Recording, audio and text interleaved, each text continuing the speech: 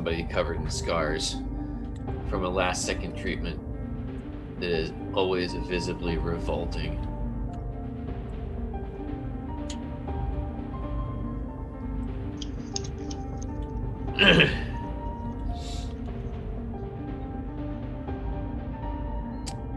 Okay. Are we in the countdown phase? The reel is running.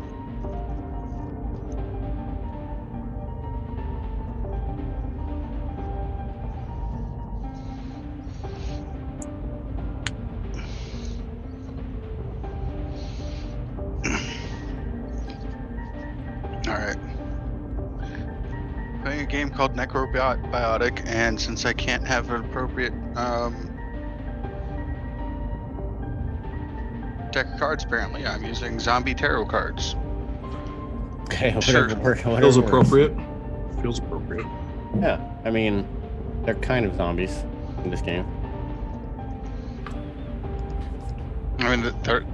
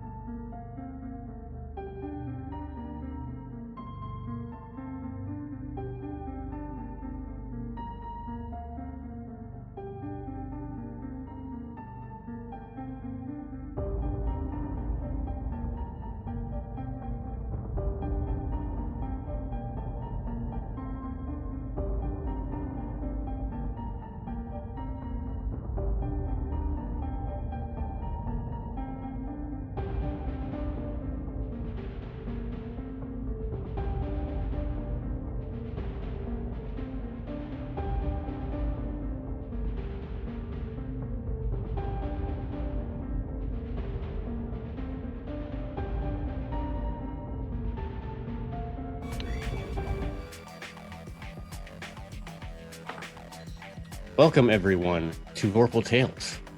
I am Dwayne, at Made of Kimchi. I will be your machinist for this evening. Tonight, we will be showcasing a brand new Kickstart that just started on the 12th and has already been funded and working its way towards stretch goals. I'd like to thank the lovely people at Penny for a Tale for presenting us with the game Necrobiotic, a game where the dead walk amongst us, and it was we who put them back on their feet. This is a dystopian world set in the late 2070s after a large incident called the Decay occurred, where the world's population decreased, food ran scarce. But we will get into that in a moment. But here at Vorpal Tales, we would usually present you with a plethora of terrifying tales and awesome adventures for your viewing pleasures. Please seek us out on the internet. Don't forget to follow us here on Twitch. Check out the archives on our YouTube channel. Make sure that you subscribe and hit the bell. Visit our webpage, vorpaltales.com, with links to all of our social media, our Discord, and our Patreon. Check out our calendar to ensure that you don't miss any of your favorite shows. If you're looking to increase your RPG and dice repertoire, check out the affiliate link on our website. Check out Hit Point Press, QU Empire, and Gemhammer & Sons. With QU Empire and Gemhammer & Sons, make sure you use the discount code VorpalTales for 10% off. You can also check out our merch on our website. Buy cool stuff, rep the show, and just overall feel good about it. Our shout outs tonight go to Astral Tabletop for the virtual gaming space that we play all of our games in. And of course, the most specialist thank you goes to Penny for a Tale for obviously granting us the opportunity to run this Kickstart for you. And much love goes to N8 Mid for the custom character sheets that we use in our games, and you too can use if you play on Astral Tabletop. And as usual, a thank you goes to Love Your Rebellion, a non-profit group that empowers marginalized groups through the arts. Be sure to check out their website, loveyourrebellion.org. Again, much love goes to all of our Patreons who help us out making this show more vorpular, and better. And last but not least, thank you to all of our subscribers, our viewers, and fans. But before we get into the game itself, let's meet our players. Go ahead and introduce yourself. Tell everyone where you can be found and what class you will be playing today. And a name if you have it already. Hello all, my name is Devin, and tonight I will be playing Brock. Brock is a technophant, which is somebody who works in perfect symbiosis with tech armor.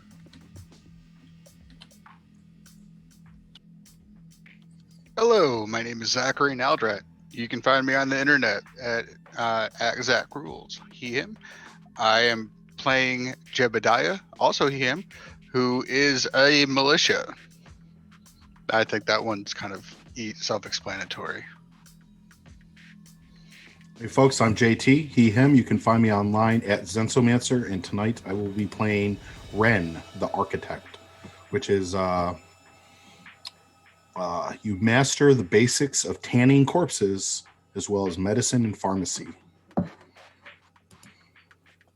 I am Kisama. You can find me on Twitter at TrueKisama, and tonight I will be Icarus, the Technosophist.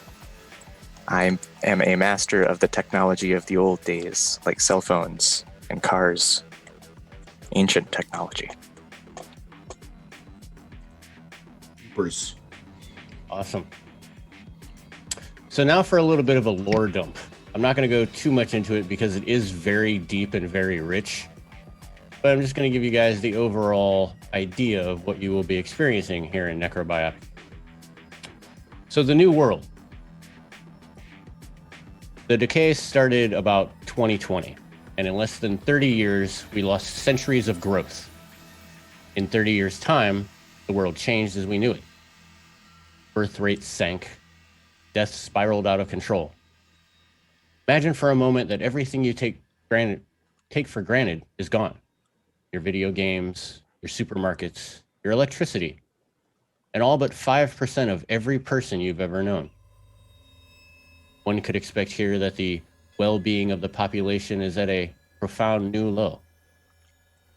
Add to that the grim reality that their survival relies solely on the use of animated bodies of their dead loved ones, and you begin to realize the bleak and irreparably grim existence the survivors must bear.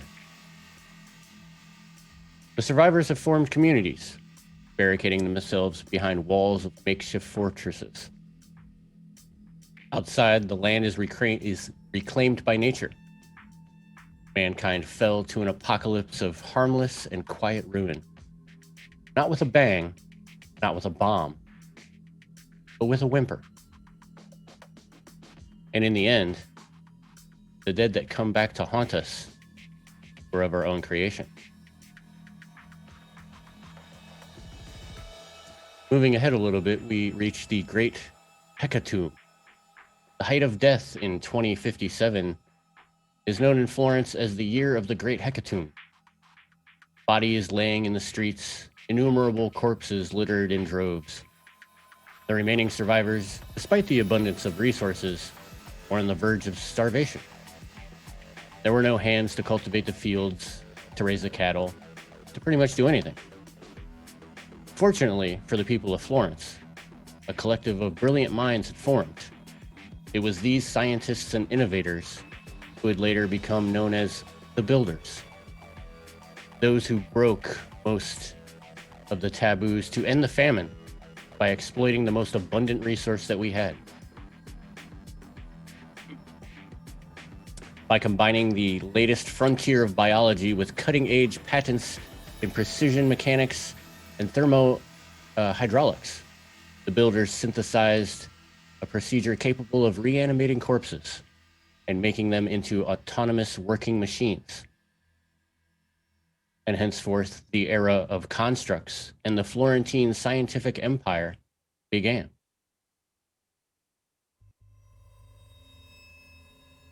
So this is the world that you will be living in. The world wrought with your friends who have died in the past, now working beside other individuals' loved ones who have fallen, taking out the trash, cultivating fields, making new polymers inside of warehouses. They can be found almost anywhere. Imagine the world, if you will, a strange combination of iRobot and a zombie apocalypse.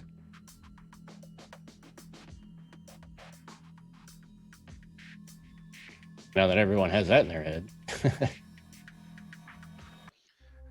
So, like the end of Shaun of the Dead without the humor and Right. hope and Yeah. for the future. Okay. But the world is coming back. Like I said, survivors had grouped together. Things press on. And death is, while birth rates are not completely zero, they're still very low. So life is very precious in our time. Murder is unheard of. Even most hardened criminals, those who go against the law, will go out of their way to harm life or take life.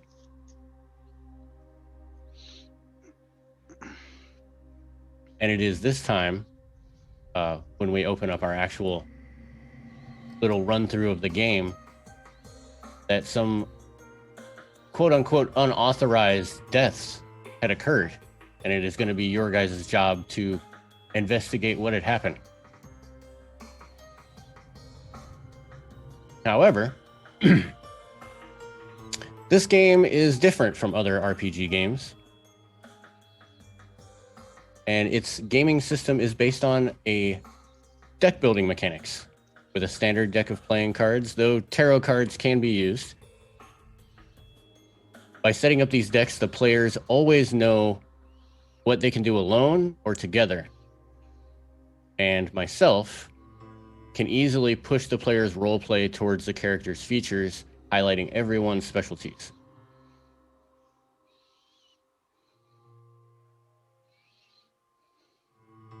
So let's get out our decks and start building. So on everyone's character sheet, you have your features. The features for the characters are as follows.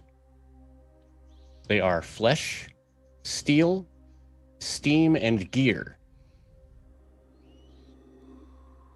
Now, these different facets determine different things of the player, which I'm trying to find. I have so many things open.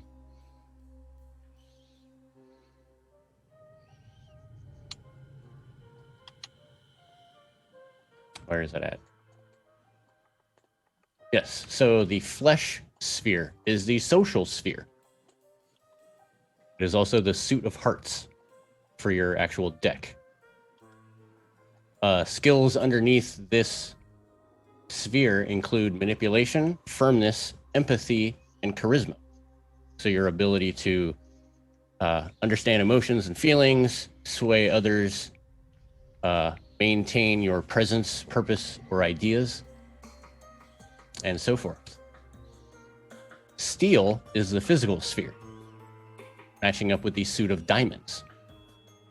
The skills underneath this sphere include combat, athletics, resistance, and appearance. Combat is fairly self-explanatory, and athletics is as well. We all know what that is.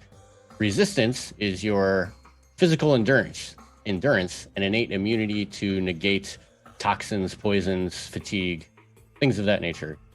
Heat, cold, pain. And your appearance is obviously how you influence others with raw attractiveness or physical appeal.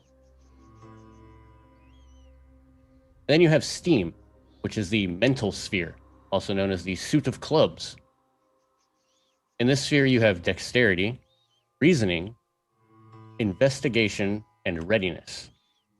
Dexterity, again, we play enough games to where we all know what dexterity is. Reasoning is your ability to use logic, analytical, or deductive skills to solve problems. Investigation, pretty self-explanatory. Extract information from the environment through a number of physical senses. Readiness is your ability to detect hidden threats and react instantly to the unexpected. And then the last one is gear. That is your special sphere, matching up with the suit of spades. The gear matches up with everyone's specific gear that you have on your character sheet. For example, for the architect, one of the gear skills is advanced medicine.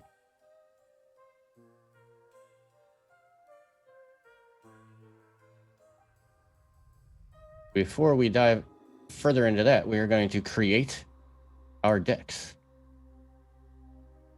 And then I'll go into some more rules and whatnot. So, everyone, we kind of went over this ahead of time, but just for everyone watching, we will go over it again. So in the pre-gens that we have for this game, it gives every character's feature, and then it gives a number. For example, the architect has a flesh of 6, which is the suit of hearts. So that character will place the ace through 6 of hearts into a deck, and so on and so forth. For the architect, again, steel, the suit of diamonds, is at a 3, so they will place the ace through 3. Steam is at a 5. Gears, or steam is clubs, is at a 5. Gears for spades is at a 6. So you'll place all those cards into a deck separate from everything else. Each character also gets 3 face cards, or they can choose to have 3 face cards. You have the option of the jack, the queen, and the king. You don't have to choose all of them, but you need to choose at least one. It can either be the jack or the queen. These give you special abilities on top of your gear skills. They also have a set value attached to them and a suit.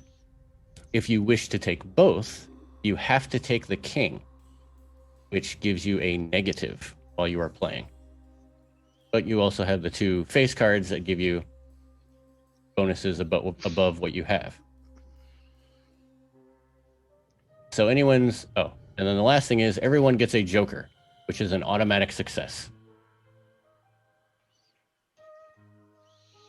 So when building your deck, you should have cards anywhere ranging from 22 to 24, depending on if you took 1 or all 3 of the face cards. Do any of my players have any questions on building your decks? Am I allowed to make social commentary about the fact that the one for reading emotions is the one that I have lowest at as a militia character?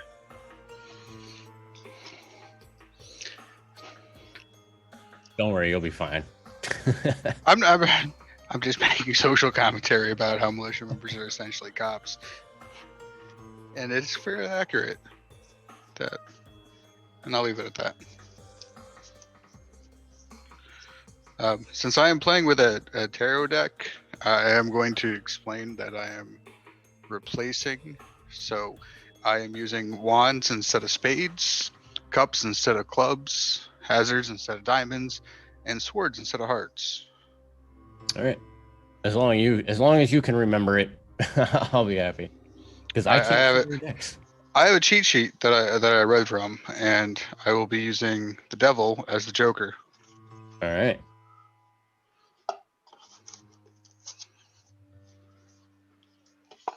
So You once want us everyone to- has their, oh, sorry.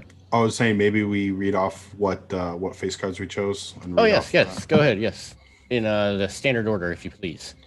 Sure. So I'm playing the Architect, and the Jack, the Jack of Clubs ability is Surgeon. You are a specialized doctor. You can take interventions and try to save precious human life. You can play Steam. And a skill at the mechanic's discretion with a -1 penalty to the value to try to remove steel trauma.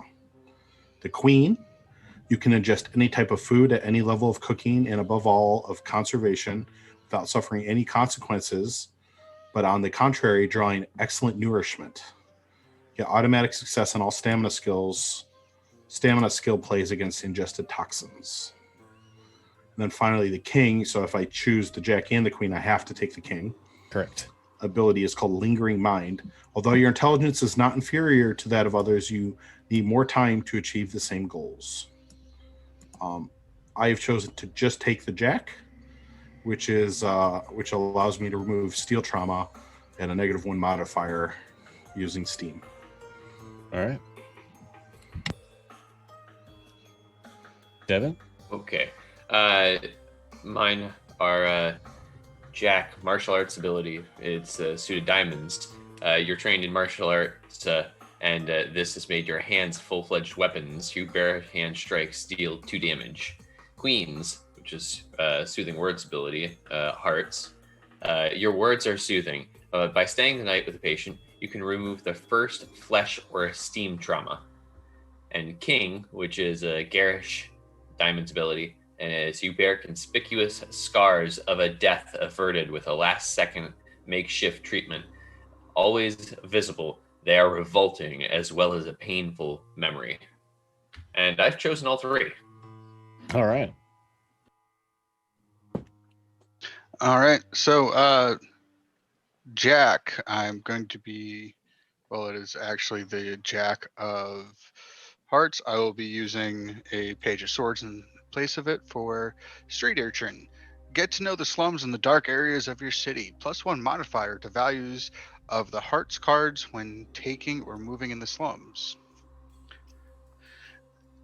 For the Queen of Spades, I will be using the Queen of Wands. You have an edge in everything you do. Your normal hand is 7 cards instead of 6. That is titled Extra Gear. And finally, King of Spades, or in my case, King of Wands. Ostracism. Last of the last. You've always been pushed aside in your group, in your industry, in your community. You've often been harassed and hindered, whether it is out of envy or simple hazing. And once again, I am playing Militia. I'm using all of those cards. And there's social commentary about someone being bullied going into law enforcement.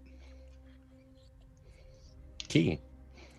I have the Jack of Spades, which is that I have treasured every single experience in my life, and it's not easy to catch myself off guard.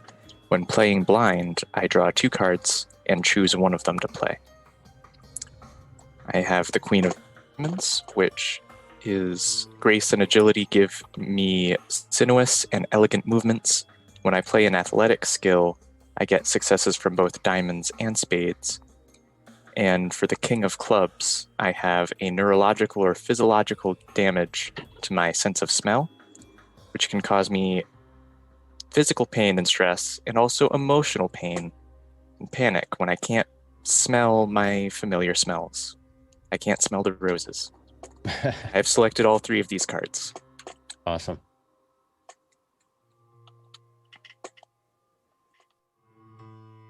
So now that we have our cards, how are we going to use these? So at the beginning of the game, after you build your deck, shuffle them up. And once we actually get into play, each player is going to draw a hand of 6 from their deck, and that will be their breath, with the exception of Zach, who has that queen card, which gives him 7, correct?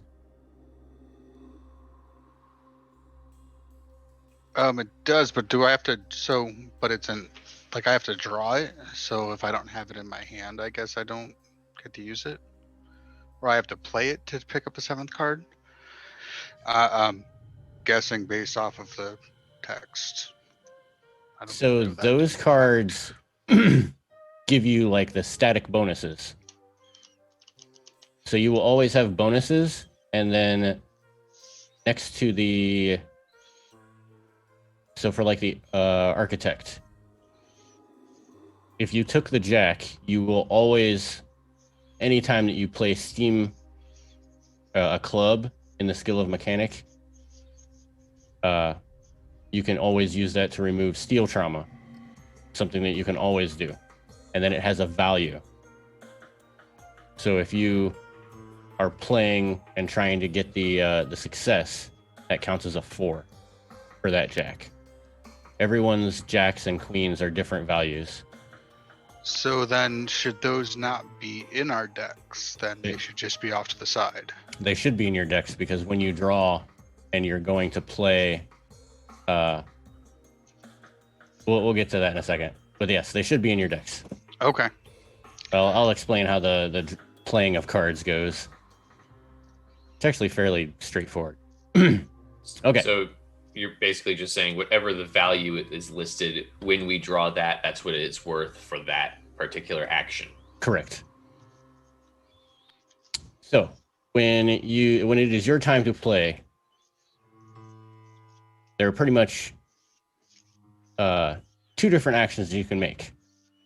An actual action or a reaction. So for example, if you said, I attack the brigand, or I break the lock, that would be an action. And I would have you play whatever cards you deem, or I deemed necessary for either breaking the lock or attacking the brigand. And you would have a DC to beat. On the reaction side, I could say something like, the brigand attacks you. And you can take a reaction to try and block, or something to that effect. The actions are completely up to you. I get final say like normal.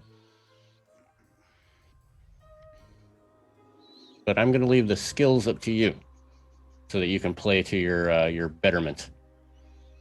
As far as successes are concerned, throughout the course of a player will accrue a number of successes in one of 2 ways. You have the value success. The success threshold is 8. So you need to beat 8 to get a success. Obtaining an 8 or more by adding the value of cards that you've played is a success. Each multiple of 8 becomes 1 more success. So for example, if you were playing a 7 and a 9, for a total of 16, that is worth 2 successes. So 8 is your number to beat, and then any multiple of 8 after that is another success. You can also succeed via the suit, because each skill is assigned a different suit. So you can play a card of a suit that matches the action to yield a success. All successes earned in a single play are cumulative. So for example, if you played the correct suit with 8, it is worth 2 successes because you got the 8 and the suit correct. So again, if you played a 7 and a 9 for a total of 16, that gives you 2 successes for the value and 2 successes because of the suit for a total of 4. If you do not have the cards to beat 8 and you just don't have the suits, you can push the limit. This allows you to discard a card from your hand and immediately placing the top card of your draw deck into play. So you may not make it, you may. It's kind of a, hey, let's try it out. The only time that you cannot push the limit is if you don't have at least one card in your hand.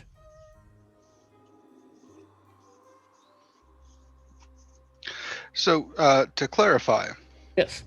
just because your examples used 8s and 9s being in the deck, since none of us have that, we're not using a full deck, those are just example numbers, Yes. right? Yes, because not everyone is going to have a 7. I think some of you do. Most of you only have up to maybe 5 or 6 in some suits. So is there a limit to number of cards that I can play? There So are. if I have to beat an 8 and I can have a 6 and a 3, or I've got 2 3s and 2 6 and 2 2s. Yes, you can play those. The only time that you cannot play, so you're always going to play at least one card. The only time that you get to play more than one card is if you are trained in that skill. So if I said, I need everyone to, or I said, let's see, you are the militia. So if I had you make a dexterity check, or a dexterity roll to get out of the way of a punch, you're trained in dexterity, so you would be able to play more than one card. However, if you're not trained in dexterity, you can only play one card. You're probably going to fail. Unless you had a joker, because a joker is an automatic success.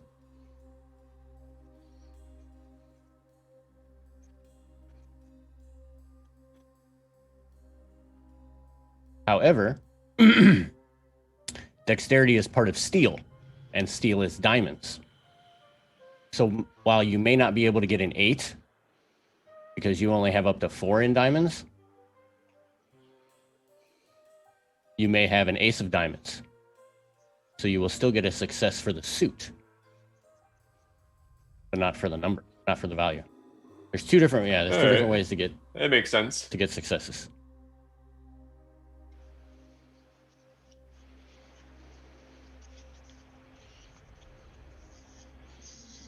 Once we do a couple, the actual introductory kind of tutorial puts everybody in a situation where we're gonna do a couple of rolls to see how they work. Now you must be wondering to yourself, what can I do with my successes? Let's say you have more than one success. Well, your first success is always going to be at the basic level. No additional or better effect. You succeed in punching somebody, or you successfully dodged out of the way, you successfully picked a lock. However, if you have more than one success, in the example of a weapon, you can do multiple damages. So if you had 3 successes and you just wanted to do all damage, you could damage 3 times. 1 per success. You can also spend a success to eliminate any type of consequence that has been imposed on the action. Those are imposed by me. I don't play with a deck. I get to tell you, this is what is going to happen if you try this. Yeah. You need to break into this door. If you don't pick the lock, the alarm's going to go off. So you could break the door down if you wanted to. The alarm will go off. And let's say nobody has the ability to pick the lock. With your success, maybe you got rid of the consequence, and the alarm little dongle thing flew off when you busted the door down. It's all up to your guys' imagination. When you bust down the door, the actual locking mechanism stayed in place and broke around it. There you go. So the alarm didn't get set off. There you go. See? You can also use successes for persistence, which may cause trauma to the enemy. So giving the enemies consequences, maybe giving them a sprained wrist or a broken leg, something that doesn't cause damage immediately, but will give them consequences on their rolls. You could use a success for accuracy, which causes the target to become blind or crippled. So you could specifically shoot their leg or shoot their arm.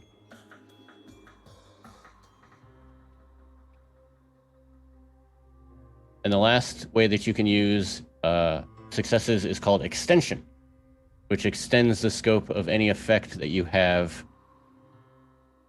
for whatever action it is. Usually, if it's in combat, you're going to be hitting one more target than normal. Kind of like an AoE type thing. So again, for multiple successes, you can do more damage, you can hit more people, you can cause complications, or you can eliminate complications. That's the down and dirty. Some consequences that I can choose from when putting them on you are exhaustion, injury, obviously, consumption, being that you ran out of ammunition or you wasted some of your food. I can use loss, which means that an item from your inventory may be broken or you just lost it along the way. Isolation is kind of a mind effect, isolating yourself away from the group. I can use stun to make you become stunned. The stun effect consumes an action, so you're pretty much out for a round. And centralization places the character at the center of the action, making him the first target of all possible imminent consequences. And then it says other, whatever I deem relevant.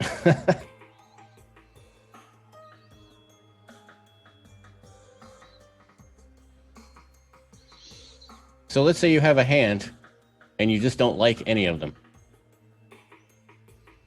Well, there's a way to return cards to your deck and to your hand. This is called catching a breath. So if you need more cards in your hand, you can catch a breath and re-deal cards up to your max. 6 for most of you, 7 for Zach. If this happens outside of combat, it's, not like taking a short rest, but, taking a couple of minutes just to rest and recuperate. That's what it entails. If this happens in combat, you lose your turn, but you get to refill your hand. If your deck ever becomes empty and your discard pile is full, you will merely just reshuffle your deck and create a new draw deck. If you have no cards in your hand, you can do one of two things. You can catch your breath. Did you have a question, Zach? No, I was showing I had no cards in my hand. Oh. If you have no cards in your hand, you can do one of two things. You can play blind, which you take an action or a reaction and you just draw from the top of your deck and play it. So if you were allowed to play 2 cards, you could draw 2 cards and play them. If you're only playing 1 card, you draw it and play it. Or you could take that breath and refill your hand. Again, it's however you deem necessary at the time.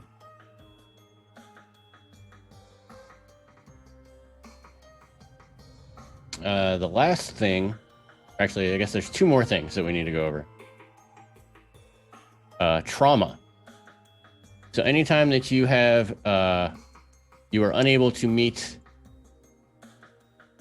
not unable to meet, but something attacks you or something puts a consequence on you and you are either unable to buy it off, or it is just a hit from an enemy, you gain a trauma. The trauma can be in any of the 4 characteristics of your character, either gear, steam, flesh, or steel. You can have up to 3 traumas in those. Your first trauma doesn't really give you anything bad. It's more of a narrative cue. Your second trauma in any stat gives you a -1 in that suit. So if you're trying to use a skill in that suit, you're at a -1. The third trauma gives you another -1. And these are all cumulative. So you would have a -2 in that suit. So worst case scenario, you could have 2 traumas in all 4 suits for a total of -8.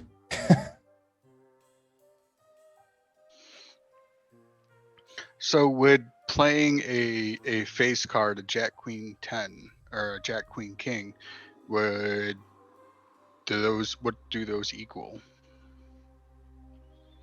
It depends on your character. So for the militia, Oh, no, I probably should have. yeah, it says Jack, Street Urchin, and then it has the value. Yep. So your Jack is worth 6, your Queen is worth 2. So the King is worthless. The King is worthless. Hear that, King? That. Once you hit a 4th trauma in any attribute, you go down. However, there is a way to remove trauma. Normally, a person with the appropriate skill, in this case, it would be JT's character, needs to make a roll and hit a success equal to the level of trauma in play. So if you're at 4, you need 4 to get rid of 1. And I took the soothing words. It says that I can remove 1 trauma, first trauma of flesh or steam overnight. There you go. So it is best to get rid of trauma right away. When using skills, anyone can use any skill, even if you're not trained in it. You just only get to play 1 card. If you are trained in that skill, you are able to play 2 cards from your hand instead of 1. Again, jokers are always worth 1 success regardless of the suit or the skill.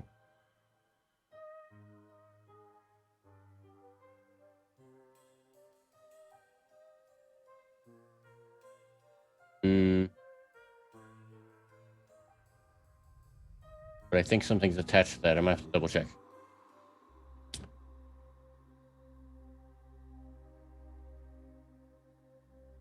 So the kings. Those represent your flaws and shortcomings. You're not required to have the king, like we already talked about earlier. If you decide to have one, mark it on your sheet that you have chosen it, and then add it to your deck. It has no value and cannot be drawn at the start of play. When you do draw it, you will immediately discard it, replacing it in your hand with a new card from the deck. In the play for which the card is drawn, you will have to interpret the flaw caused by that draw in some way. So it's all RP. So if I drew the king in my original draw, I just put the king back into the deck? Yeah, back into the deck. There you go, you bastard. Get out of here.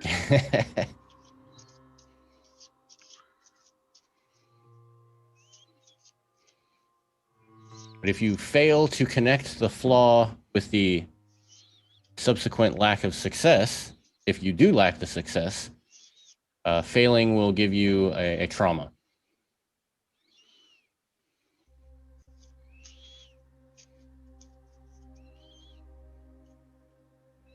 We've already created our deck. We've already talked about different actions. Initiative order is not really a thing. Kind of just decide when you want to go, and then we go with it. It's very open to interpretation. If you are aware of the threat, you guys go first. If they get the jump on you, they go first. If they're mutually aware, is it like Pugmire where you just say who goes next after your turn? Yeah. Or is it? Yep. All right. Think overall that's about it as far as rules go.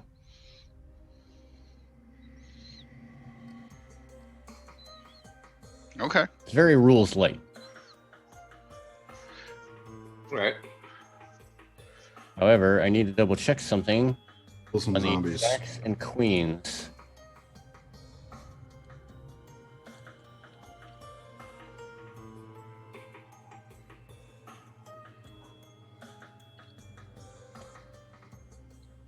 Because I do believe that if you're using a jack or a queen, you get to use your gear skills, I think. Maybe not. While you're looking it up, just to clarify, we're talking about Florence, Italy, right? Yes. Okay. Yes, we are. I live in Arizona. There's a city called or a town called Florence. There's a prison there. Yes, a lot of the names in this Kickstart a lot of them are Italian. And I'm pretty sure that it was translated from Italian. So if I'm reading something and I get confused, it's not 100% complete. It is a rough translation. The game was originally written in Italian, correct? I do believe so. Yeah.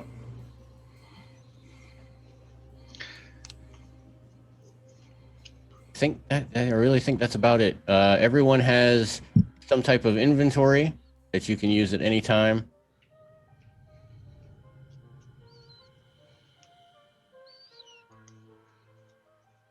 Can't wait to use my leather apron, my energizing tonic, and my toddy potent stem matrix, which I definitely know what that does. Totally. And I had to look up some of the names myself. I'm like, what is this? So yeah, maybe we could talk about our inventory a little bit. Yes, by all means. So repeating crossbow, for example, that is not something that is like. Is that something just I can reload it, or is that like some sort of energy weapon that can, or a crossbow that has multiple rounds? I think it is very open to interpretation, as there is no item list that I was given. So this will probably be something that will be with the official Kickstart. I got the bare bones. So it's what I want it to be then. Right. Yeah, I'm pretty sure. All right. I imagine that as the crossbow gun from Van Helsing. You make that assumption that I've seen Van Helsing. Oh, okay. I think of it like a crossbow that has like 10 to 20 shots just lined up. Yeah, like so you can just go boom, boom, boom, boom, boom, boom, like boom, a revolver, rather than having to reload. Yeah. All right. And then a sonic truncheon, that's a club that makes noise when I hit people with it. Yes. It makes a noise so loud it deals sonic damage. So you sonic go damage. Bah, bah, bah, bah. And it's different from my sensory diverter, which is a ranged weapon. I believe it is a ranged, non-lethal concussion weapon. Yep. Well, Think of it as I think that's supposed to be more along the lines of like a flash bang.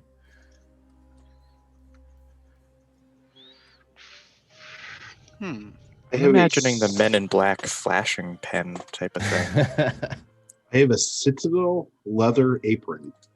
So is that armor against something? Maybe zombie dead things can't bite me through the leather.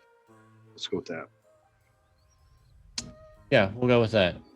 I mean, you are a tanner, so Having a leather apron makes sense. yeah.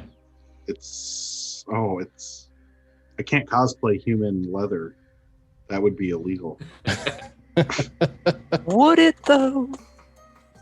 I mean, In Yeah, my you in my told neck of people. the woods, wearing human leather Is would frowned be upon. illegal.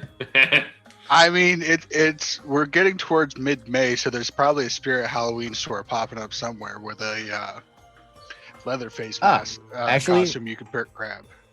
I have some descriptions for you, so you guys might want to take some notes. So we'll start with Woo. JT.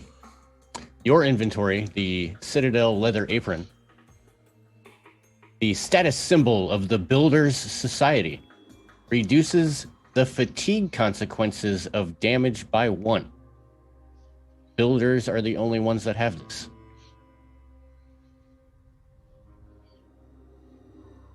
Your energizing tonic allows you to immediately draw 2 cards from the deck to a maximum of 6 in your hand and use 1. Or it's a single use, so once you use it, it goes away.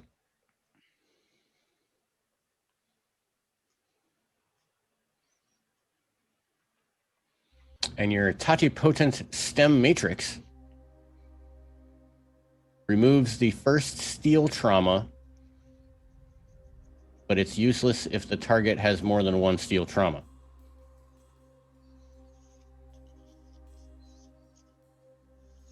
So it's like a Band-Aid. So like if you're just a little bit hurt, it helps. But if you're a lot hurt, then a Band-Aid Yeah, isn't it's gonna not gonna help. And that is also a single use.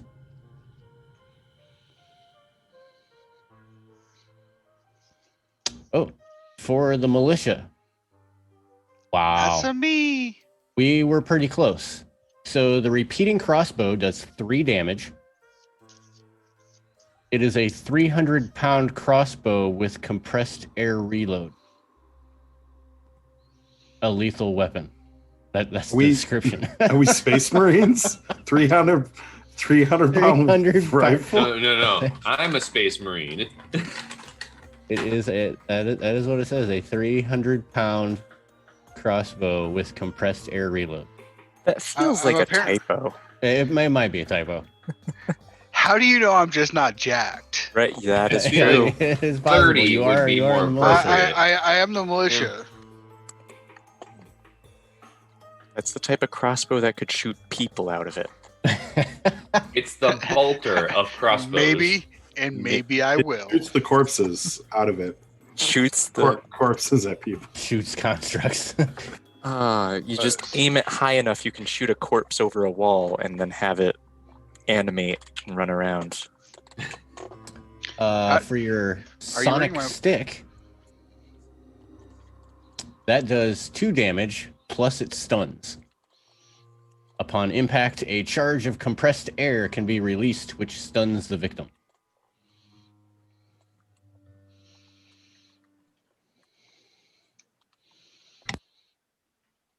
All right, And- so we got 3 damage, 2 damage plus stun. And then for your sensory diverter, removes the target's sight or hearing to be determined in creation.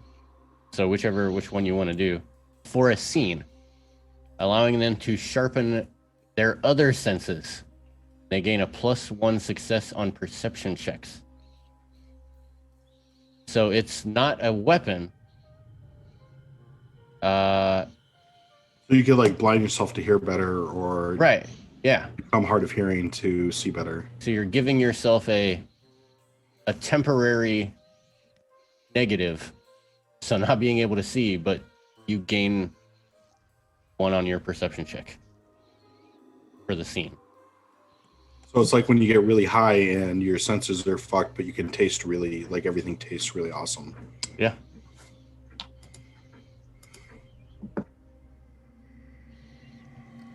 The Technosophist. You have the drone spider. I think that has a whole thing for you on your sheet, doesn't it? Yes, it does. It has greater vision, command far, and sturdy. Yes. And that's actually the exact same thing that I have in there.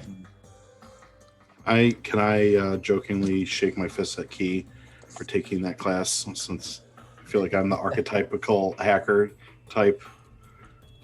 But I think you are too now, or you were before. I don't know. As we've started to become in some of the same games, we're gonna fight over the hacker archetype. I don't know. Like, you're the architect, right? I'm a You're the architect medic. here? I'm the medic, yeah, architect. Yeah. Let's just swap papers real quick. It's fine. He It's loves stream, his it's medics. So your radio scanner is a transceiver capable of analyzing radio signals. Using that, you gain better perception, and you can communicate vast distances. Yeah. Measure radio frequencies, and it's sturdy. And then I have an air taser. Yes. Pray tell, what is an air taser? An Can air it tase taser the air? does. No. It just says 2 damage plus stun, So it's up to interpretation. but it is ranged. It does say far It is hitting. ranged? Okay. It does say far hitting. I'm imagining a sort of little like leather glove with a thing on it in the palm that allows me to do Palpatine electric tasering from a distance. I must share my interpretation, which is you call down lightning onto target at range. It's just like Just a little bit of picturing- static lightning. The clouds begin to swarm, but then it's just a little. I like to imagine that it's exactly that one air gun, the giant puff of air, except somehow it is statically charged, so that puff hits you, and it's just like During the break, looks completely non-lethal. during the like a break, I'll trash see can. if I can find my little pink taser for you to show you. The Nerf gun, but you're like a little kid, so you lost all the bolts. It just shoots air now. Aw. Shoots air. For Devin, as the Technophont, you have your armor, and that's pretty self-explanatory. Oh yeah. I do believe your sheet actually does kind of line it all Yeah. out for you. Yeah, it lists what the armor does, and I get to pick one of the things that is okay. So, my armor as a baseline with minimum consumption gives me damage protection 2, punches and kicks deal 2 damage, and I have 10 loads for my weapons. My weapons and devices, I can pick one of the 2 things for each of them. Extrusion blades, 40 centimeter long double-edged blades come out of my forearms. Deal 4 damage, hits 2 targets in close proximity. Harpoon is a harpoon secured to a steel spool cable. If it hits the opponent, deals 3 damage. Spend a permanent success to lock onto the target and pull them in rather than causing trauma. And for support, I have power assist. Power assist thrust. I basically can jump either up 50 feet or across 100, or I can run at 50 miles per hour for a little while. And then the other one is flash, which is a front plate raises, reveals a battery of vials containing thermoreactive photogenic solutions, which, overheated by steam, emit a dazzling flash that blinds anyone facing the technophants. I mean, pretty cool. Just like flashbang out of your chest. Yeah, that's pretty much it. 100%. He reveals his arc reactor, and everyone goes blind. Except I'm personally going to pick extrusion blades and power assist thrust, because who doesn't want to be like mini Flash running around? Yeah. So does anyone have any questions so far? Oh, there is one thing though. It does say I have a crossbow. It doesn't give me a damage or anything. I imagine In case I'm out of my armor. I imagine that it's the same as the other crossbow. What is it? 3 damage? The repeating crossbow, Yeah. that is 3 damage ranged. Yes. Okay. Well, this is such. Who knows? I might use it. It is the bolter of crossbows. I do have a question. As someone who has historically done card tricks and card magic, do you trust me to draw on my own? I trust you to draw on your own.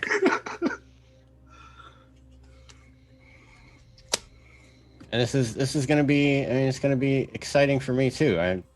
I don't have, this game is very much, as far as the storyteller is concerned, it's very much like Cult. I don't roll. Yeah. Yes, it's all narrative based. I don't roll anything. I don't have a deck. I give you a scenario, you react to it. So it's a little exciting. So it is now 9 o'clock, and we are going to start our little story called Out of Action. Again, like I said, we're going to start with a little tutorial, if you will, which I think is very useful, especially because it's, you know, a new system. Need to get a little feel for it. So if everybody could deal themselves their hand, there's 6 cards, or in Zach's, for Zach it's 7.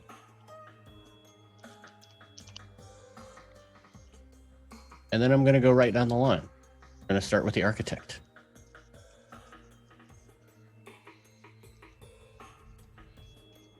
Going to change the music. The architect music that I can't hear because my sound settings don't work for it. But everyone else can hear it. No, we want this one. Yeah.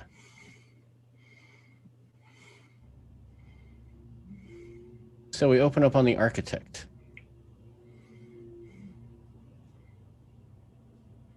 You're currently located in Tanning Room 3 of the Tanning Laboratory in the second basement of the Citadel of Science in Florence.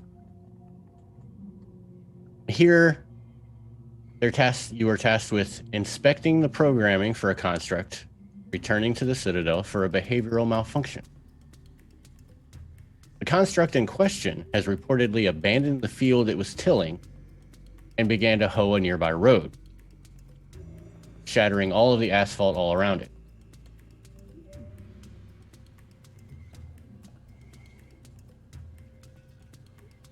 How would you, as Ren, begin to diagnose this construct?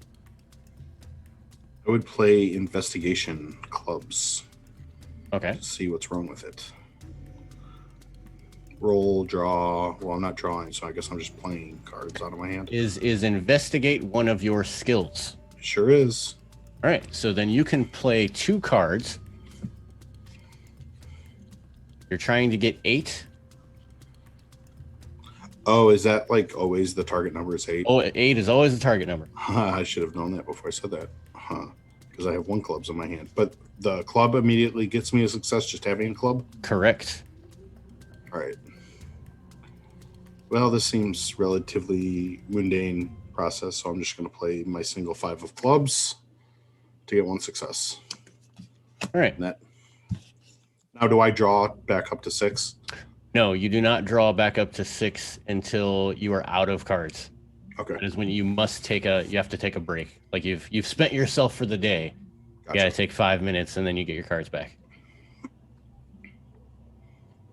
So, since you succeeded on that, you immediately discover that the construct's programming has been fragmented and twisted. And it's constantly like refactoring itself as if it were being erased and rewritten repeatedly. And as you tinker inside of it, open up the back, it would seem that the effect is caused by some type of psychedelic substance. Someone has injected this construct with some type of drug.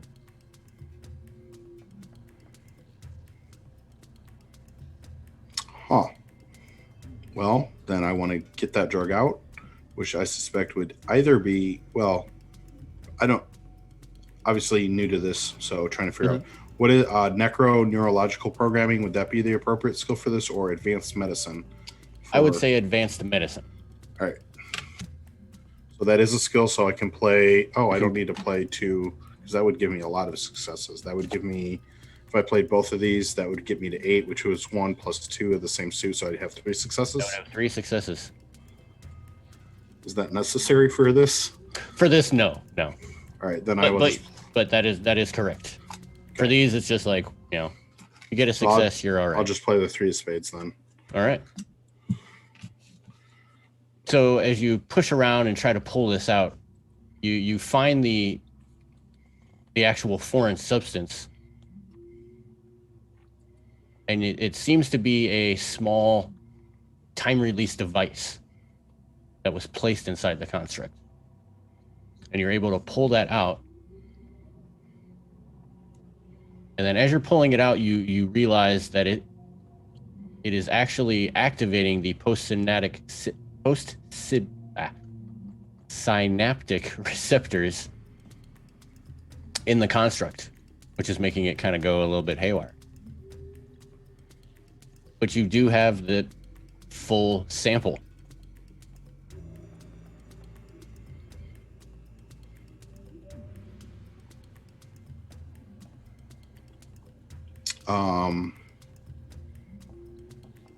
Let's see.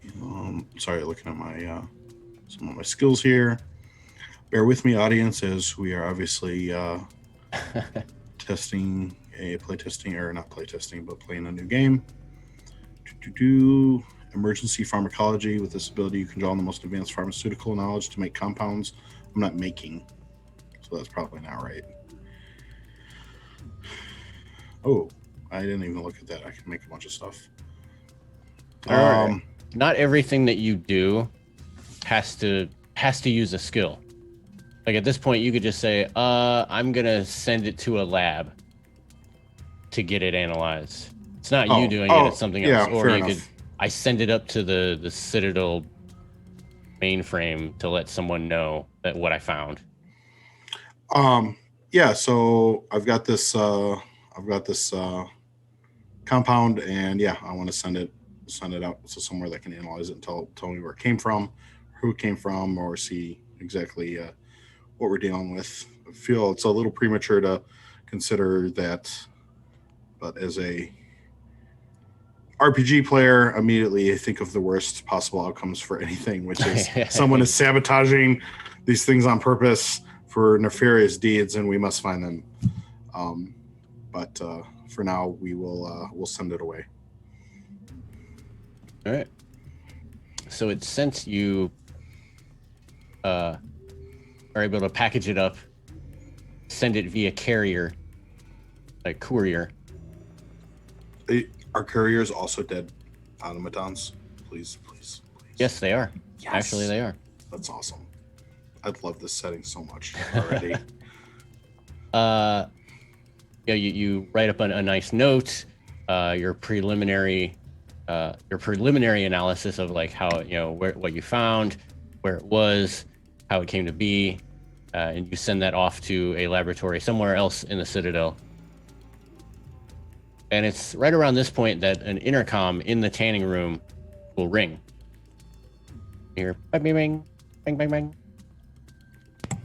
Hello? You hear the voice of a receptionist. They say that your presence is requested at Mission Control on the 2nd floor in the east wing of the Citadel. There's no rush. Come as soon as you can. No rush. Come as. You know what? All right, I'm fine. Come at your leisure. There you go. All right, so I'm definitely. Ren is not the type to feel bossed around at all. So Ren is going to take his sweet time, maybe have a little lunch. I'm not sure what people eat in Necrobiotic, but he's going to eat that. And then mosey his way slowly to Mission Control. All right. Now we cut away from the architect. And then we see our militia character. Jebediah. You're in an interrogation room. Interrogation room number 3. And you've been interrogating for the past couple of hours a suspect in custody for a suspected smuggling of contraband. The suspect had with him at the time of his arrest a large bottle with a dropper cap filled with a clear liquid believed to be a psychoactive substance.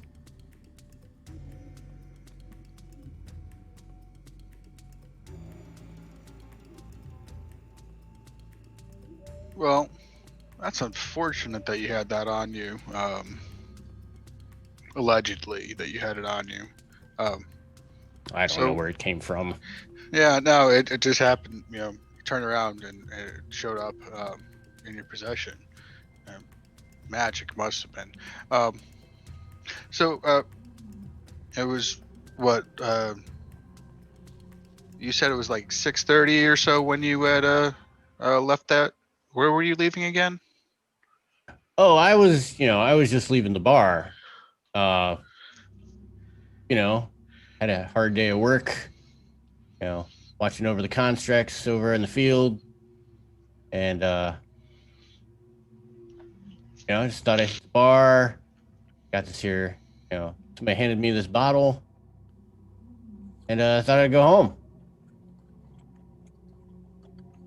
That was like a 7:30, right? When you left the bar again? But yeah, about that time, right? Yeah.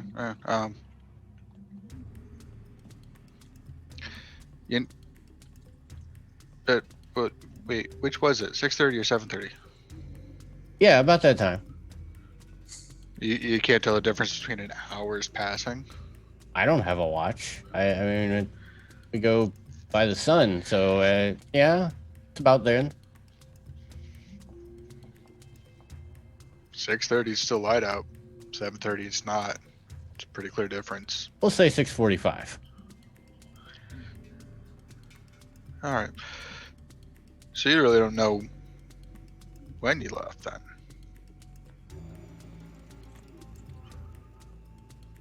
Between 6:30 and 7. What was in that bottle again? Oh, I don't know. Somebody just handed it off to me. Who handed it to you? Oh, I don't know. You're in the habit of taking bottles from strangers? Hey, if you're in a bar and somebody's handing you a bottle, hey, Did you drink it? not yet. So someone hands you a bottle in the bar and you left with the bottle, but you didn't drink it. Yeah, that's when you guys stopped me. Do you normally get free drinks and then you leave the bar with them? Is that common for you? Okay. What can I say? I like to drink. I mean, you might, that's on, if you like to drink, you like to drink. I'm not gonna, hold that against you, but I am gonna be curious as to, why you had to leave the bar to drink it. That's people go to bars to drink. They don't go to the bars to look at the booze. I mean, am I You know what I under arrest, or I mean, what did I do wrong? You Zach, you would know, just based on the legal premise of it, that it's not exactly illegal to use psychoactive substances for recreational purposes. I mean, it's a dystopian world. People gotta have to get their thrills somehow. But it's the concentration and the method of transportation, i.e. the unmarked bottle, that is highly suspicious. So with Coda Scientificus, where I can use and manipulate the laws to my advantage, there isn't a particular suit or skill connected to that I'm seeing on my handy cheat sheet that you sent out. Codex Scientificus. It does not say in there. Let me double check.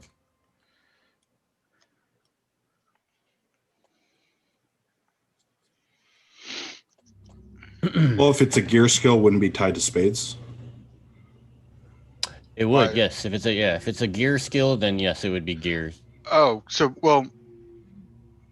Okay, so it says gear skill, so even though interrogation, so those are all tied to. Your gear.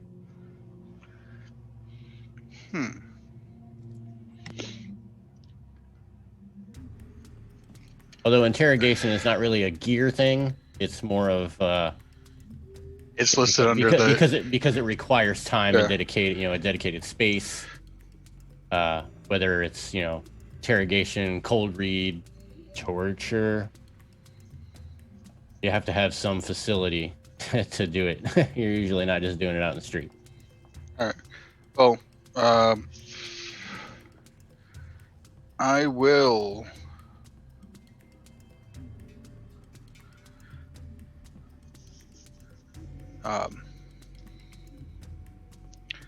Use the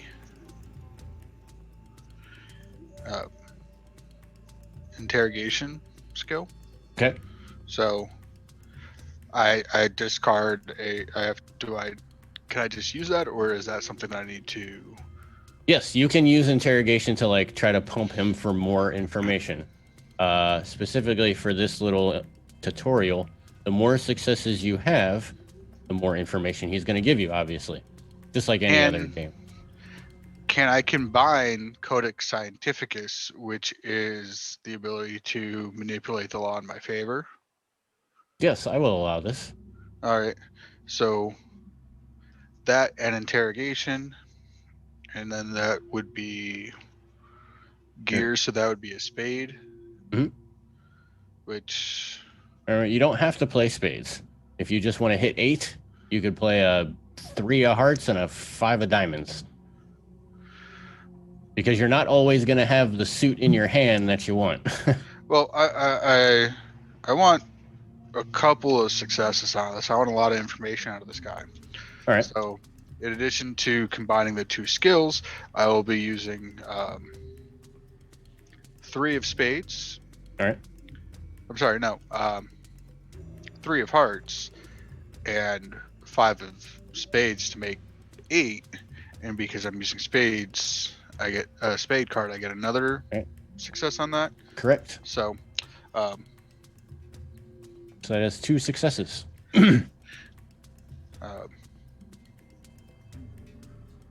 So you're pumping this guy for a good 30, 40 minutes. And phrasing. Yeah. you come to understand, you come to learn. You finally break him down and he's like, all right, okay, look. I was instructed to take this bottle to the restaurant in the Florentine Hills, and I was only told that it was the lemon one. That's all he told me. He told me to say that it was the lemon one. Then you continue to pump him, using your words of the law and twisting them a little bit to like get him to fear a little bit. And you're also able to learn that the highly concentrated substance was shipped to the suspect to deliver elsewhere, obviously what he already told you. But he also says that he figured that such a large shipment was the actual shipment that he took, and this bottle is only a small cut. So there's more of this stuff out there.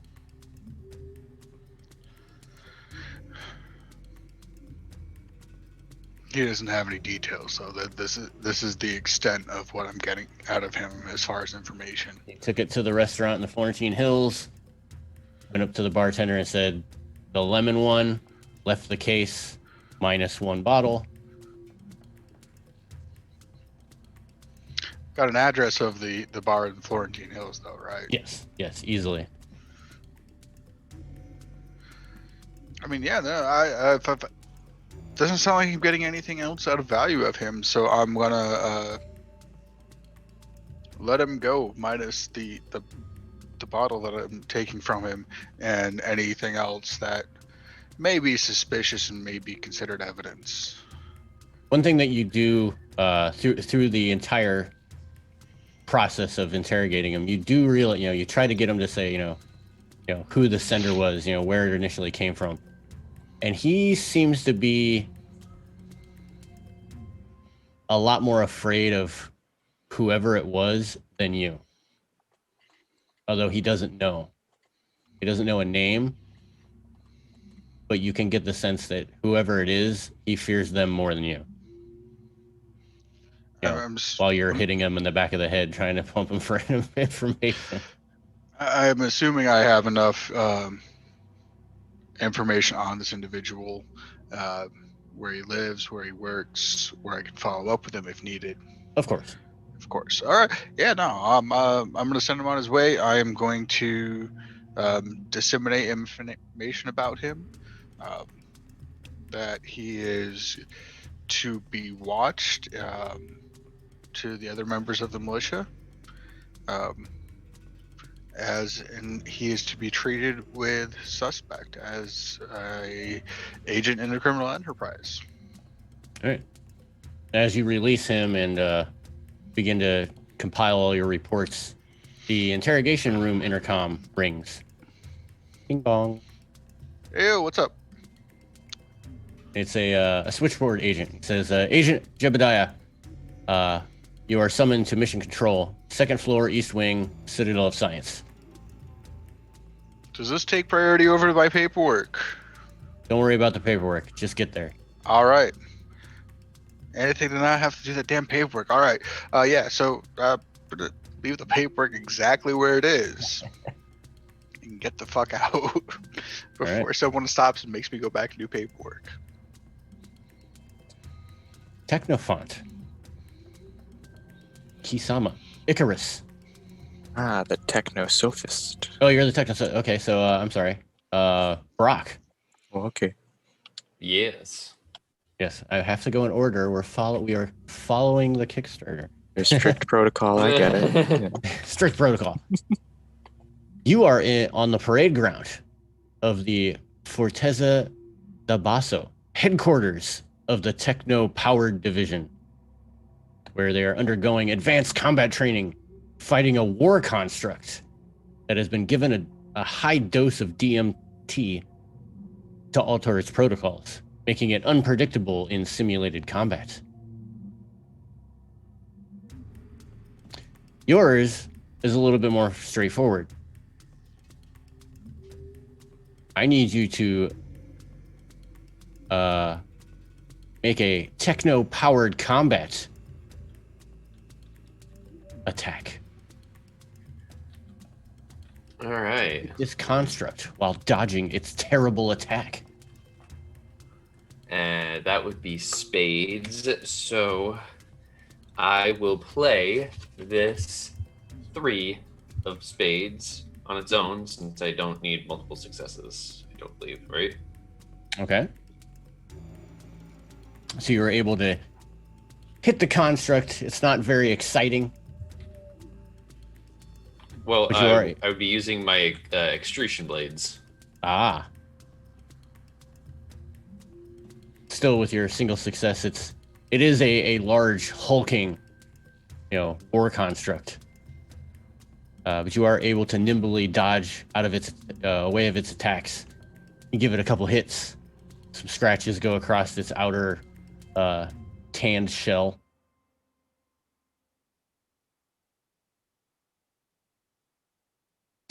And now I need you to make a supercharged move. All right.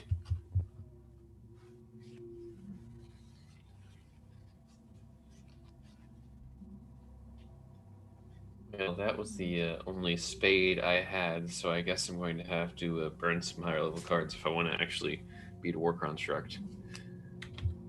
So then I will use 3 and a 5 to make 8 so that I can successfully do my high speed movement.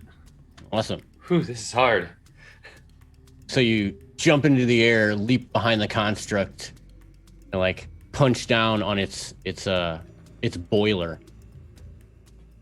Like you see a little steam coming out the back of it that's powering it. You're able to deactivate it.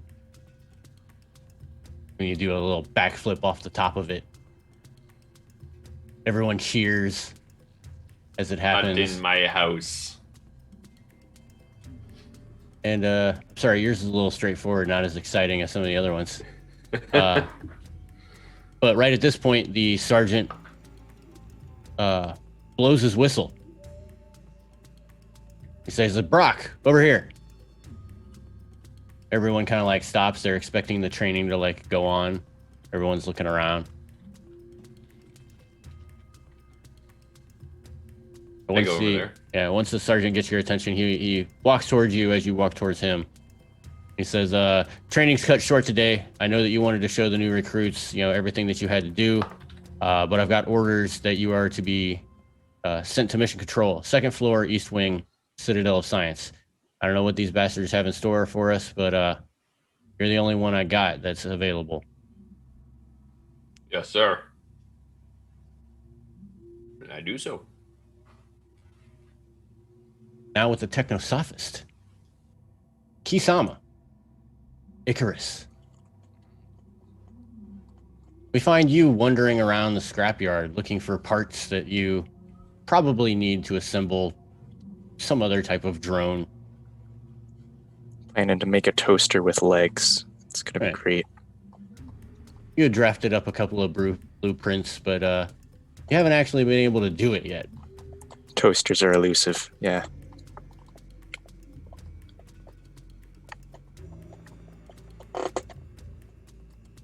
So, how would you find these parts? How would I find these parts? Just start investigating the junkyard. All right. I'm going to use what would be a Queen of Diamonds. Queen on my sheet says it's value 5. Mhm. But I'm just trying to play diamonds for steam because investigation is a steam skill. Uh-huh. No, wait. Diamonds is steel. Whoops. Okay. Okay. Yep. Spend 2 of clubs because that is steam. That is steam. There we go. That's All right. 1 success. So you look around. You're drolling over scrapyard, kicking stuff around. You're looking for something small, and all you really see is a whole lot of like large components. But you are able to stumble over a couple of small little pieces. Nothing significant. However, as you're playing around and in the heap, you notice a man strutting about in a very elegant black suit, decorated with a silk chrysanthemum into his lapel. When he comes around the corner, you see that he's pulling a cart. And inside that cart is what looks to be a damaged construct. And he looks around. He doesn't see you. He picks the construct out and he kind of like moves some of the scrap away and he shoves the body in. He covers it back up, looks around some more. And he starts walking away with his cart. If only I had one of those picture-taking devices. If only. One of those photographic capturing things. Oh, well. Yeah, just watch him as he leaves and then go over to where he buried the construct. Once I know he's out of earshot, just start digging it up. So it's pretty easy to get dug up. He didn't cover it super well. The construct looks what you would expect a normal construct to look like. I guess one thing that I did not explain in this game is over time, when constructs were first made, they still had the the human facade. They looked very, very human. But over the years, they started getting away from that. So they're very, very no emotion looking, eyes, no mouth, just like a flat face. Mannequin style. Mannequin style, yeah. Yeah. And you're looking at it. You notice that the entire backside of it has been like ripped apart, and there are many components missing. It would take you a good amount of time to figure out exactly what it is because you've never actually opened one of these up before. But just based on your knowledge of technology, you know that there should be more stuff in here. Yeah, there's a big cavity right here. That's odd. And it's right about this time that you have a little transceiver, and a crackly voice comes over, static, and then it goes,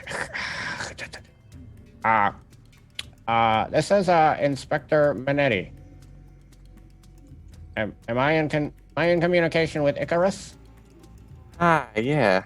This is Icarus. Drop whatever you're doing. It seems that a situation has formed in the Citadel of Science. We need you to go to mission control on the second floor in the East Wing. Yeah, will do. Just while I got you here, somebody dropped a construct off in the junkyard.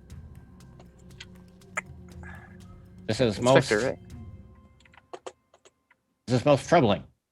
We will contact the builders and have someone sent out to pick it up and bring it in. All right. Cool. Yeah. And it goes into a static, and then the line goes dead.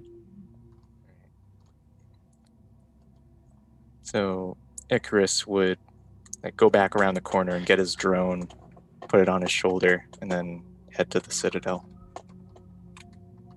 All right. And that is your little trial run of your character. It's not that exciting, but I think it kind of gets the point. Just try to remember when we actually do start playing in the game that not everything has to use a skill. A lot of this is RP, and it's going to be up to you guys and myself to push you through the story. But use your wits. A lot of it is wits. Be creative. And that is about it. I am in the wrong chat room. Oh, that's helpful. We'll get it figured out, I'm sure. Yeah. I am messaging Tyler.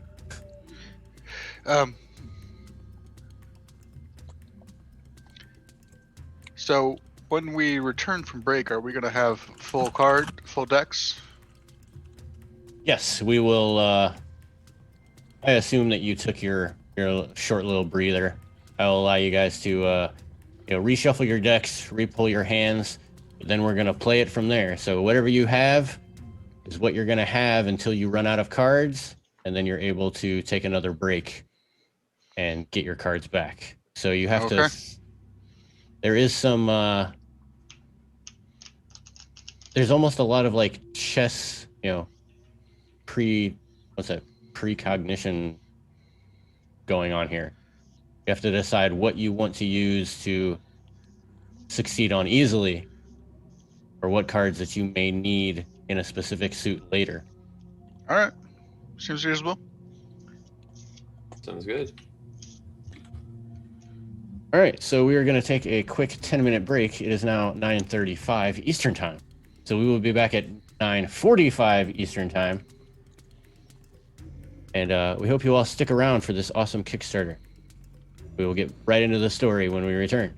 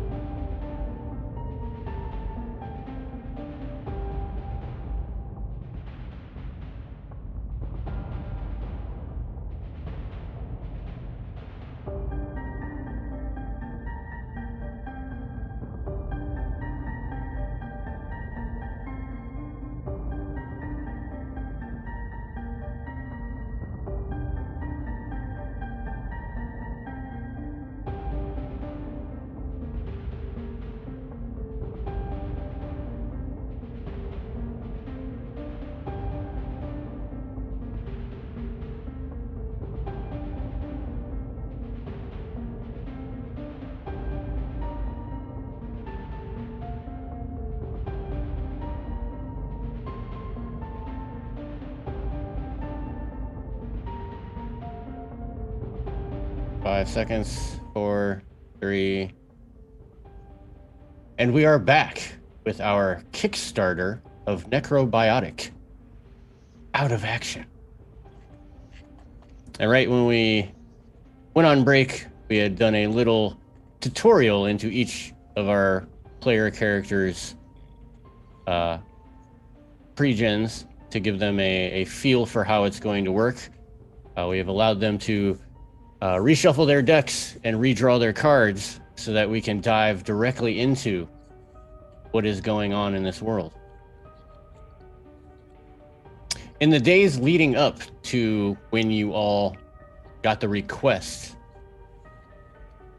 to head to Mission Control, second floor east wing of the Citadel of Science,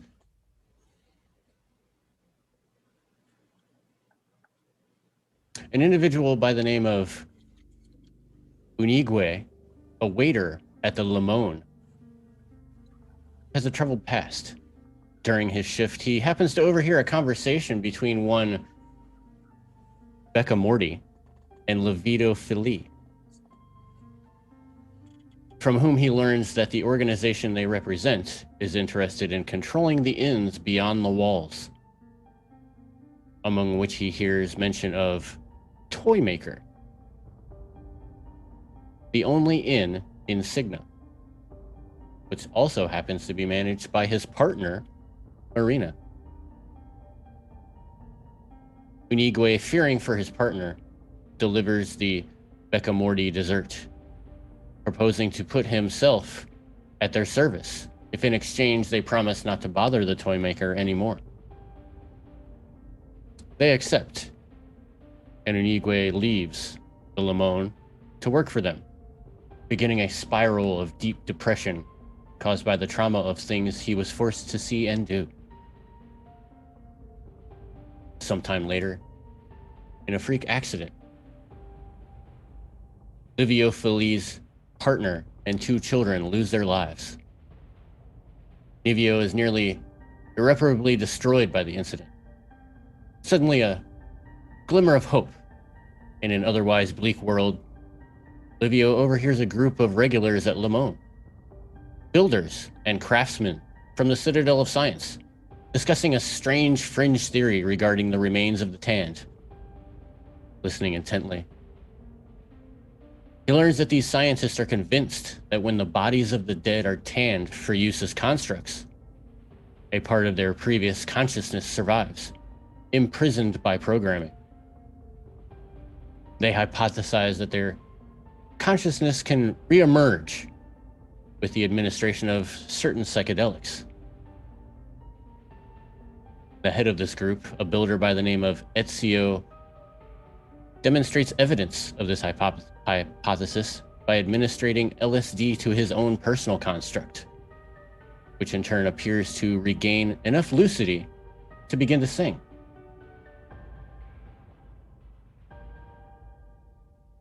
At this point, desperation gets the better of Livio. He introduces himself to the scientists, offering them support and asking for their trust.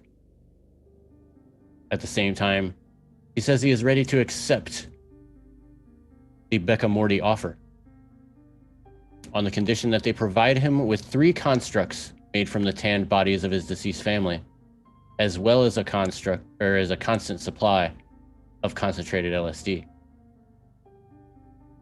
The cabal of scientists supported by Livio continue to use the Limon to meet and discuss experiments at length, while enjoying both the comfort and privacy that only Limon has to offer. The Becca Morty deliver to Livio 3 constructs that they insist are tanned from the harvested cadavers of his family that he had lost.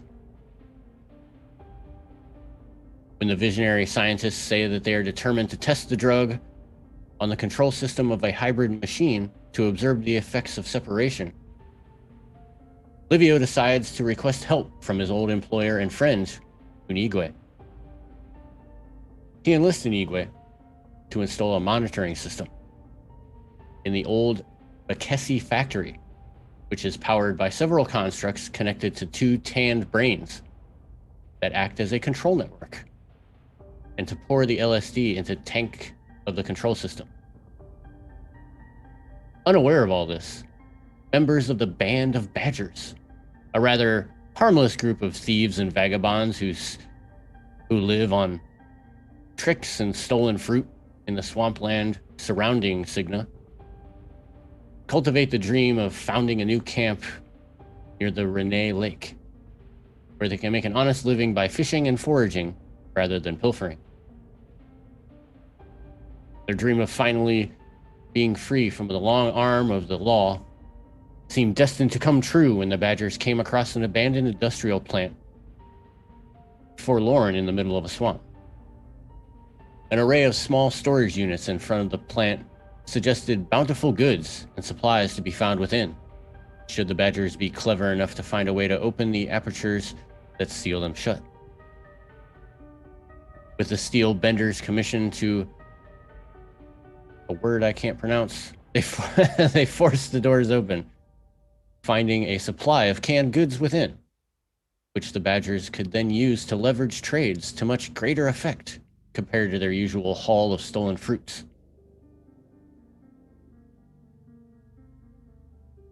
However, eventually, Badgers realize that their luck, while great, is finite. Eventually, their surplus of canned goods will run out. So they decided it is best to be proactive and enter the old abandoned factory before rations run out. They organize an expedition, in which 6 of them will explore the plant to see if they can offer resources or shelter.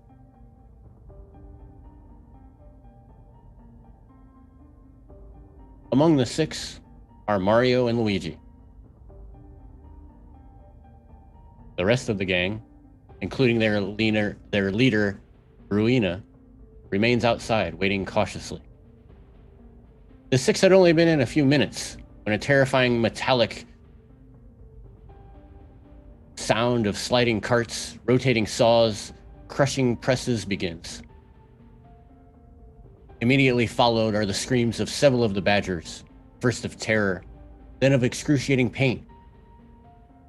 In moments, the inside of the factory is silent once again, interrupted only by the sounds of humming and the movement of various belts and motors.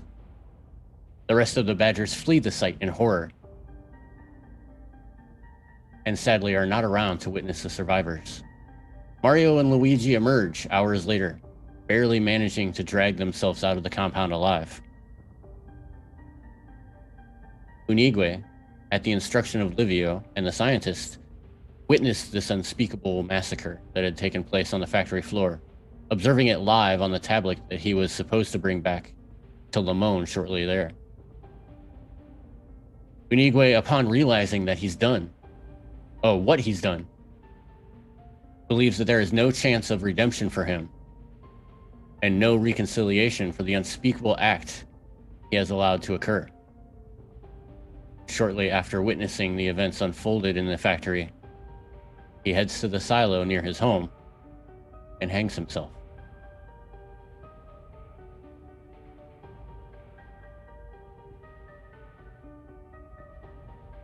Many hours later, a gaunt, poor fellow, with a freshly severed arm and haunted eyes, trudges on ghosts of bumpy asphalt, dragging a rudimentary stretcher with difficulty. He pulls with the strength of desperation, the 4 branches held together by a cloth on which the body of his companion lies motionless, and he proceeds towards the rising sun. At the sight of a patrol of Technofanti, he throws himself toward them, fainting in the arms of an unknown corporal.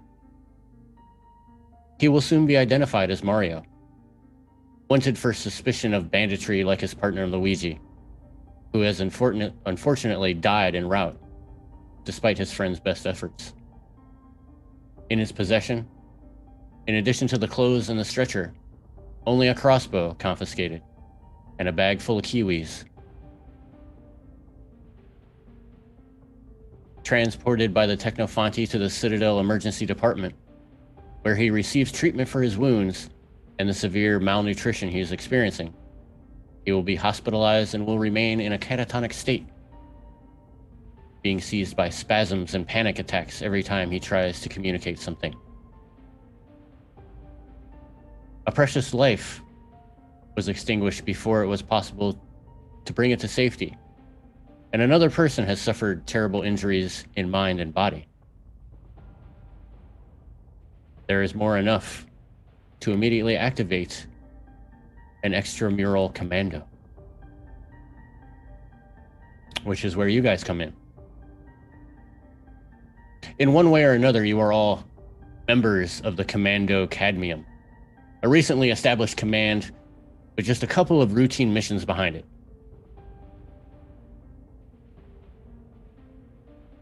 In your each individual time, you have been summoned by Inspector Minetti to the Office of Mission Control, here on the second floor of the East Wing. I love how it says that over and over and over again.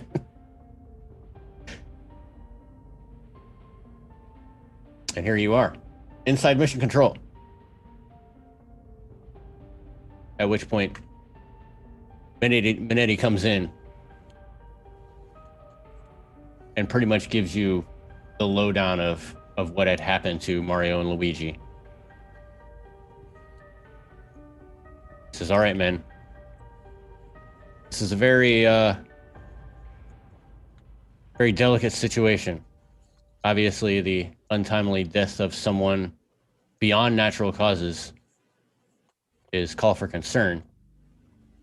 So we want you to investigate this matter privately.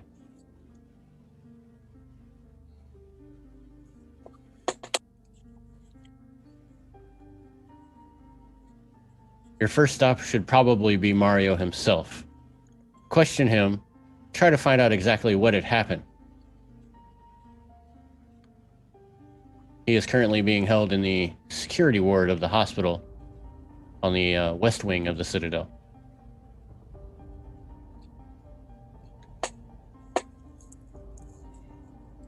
Any information that you are able to find, please report back to me in the quickest of manner. We need this issue to be closed.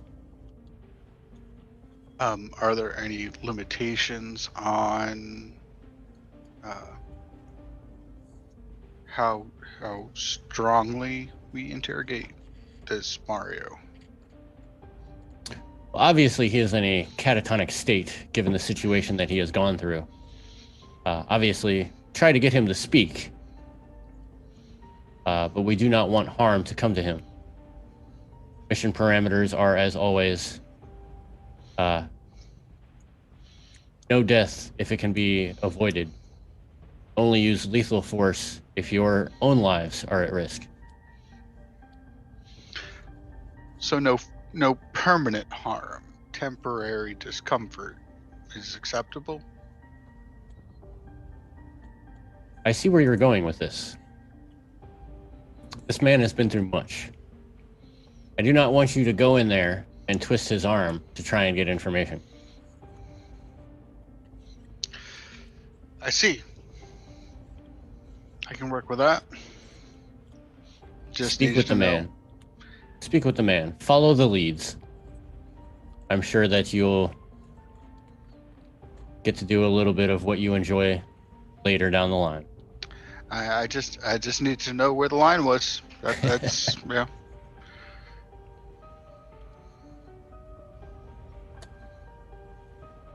And with that, he hands you guys your kind of like personal Commando Cadmium IDs again. They're usually collected at the end of a mission. But this is to identify that you are... If you show them to anyone, they know that you are on Citadel business.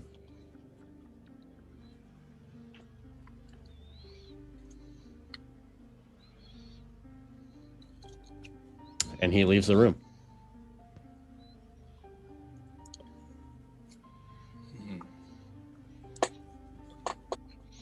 All right, yeah. So let's get going. Let's head over and have a chat with this Mario fella. Sounds good. I'm gonna stand up and head to the door and start walking that way unless anybody speaks up to get my attention from heading over there. No, Ren's just gonna follow. All right. Yeah, Icarus is walking and paying more attention to this weird tape recorder thing he found in the junkyard on his way back. He's just kind of trying to get it to work. Maybe he can record something of the interrogation that's about to happen. If Yeah, he you can could get it to definitely. work. Yeah, you could definitely give it a try. Give me let's see. Good old electronic assembly. Hey, there you go. Yeah. Gear skill, which requires spades. Play a 6 of spades, which would be 1 success right there, and then a 2 to bring it up to 8 for a second success. I will be giving it enhanced perception and sturdy, so it'll last a bit longer. All right. So this will last past Past the one scene that past it's the used. one scene. Yes. So you want this to be specifically a distance communication device? I was going for like a tape recorder. It Oh, a tape perceives recorder. sound. Aha. Got it. Okay. It doesn't take you guys long to move from mission control over to the West Wing where the hospital is. And when you arrive, you see a couple of militia individuals outside the room that Mario is supposed to be held in. They see you coming up.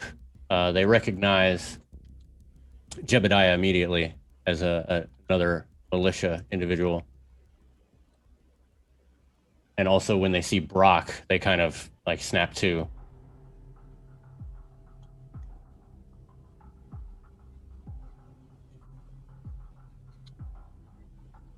They don't say anything though.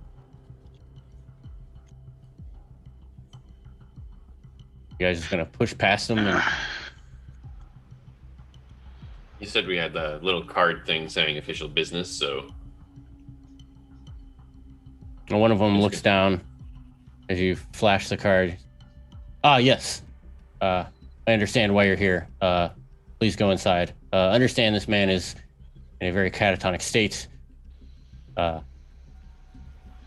We've been informed by the doctors that any interrogation or questioning to the individual should be kept brief.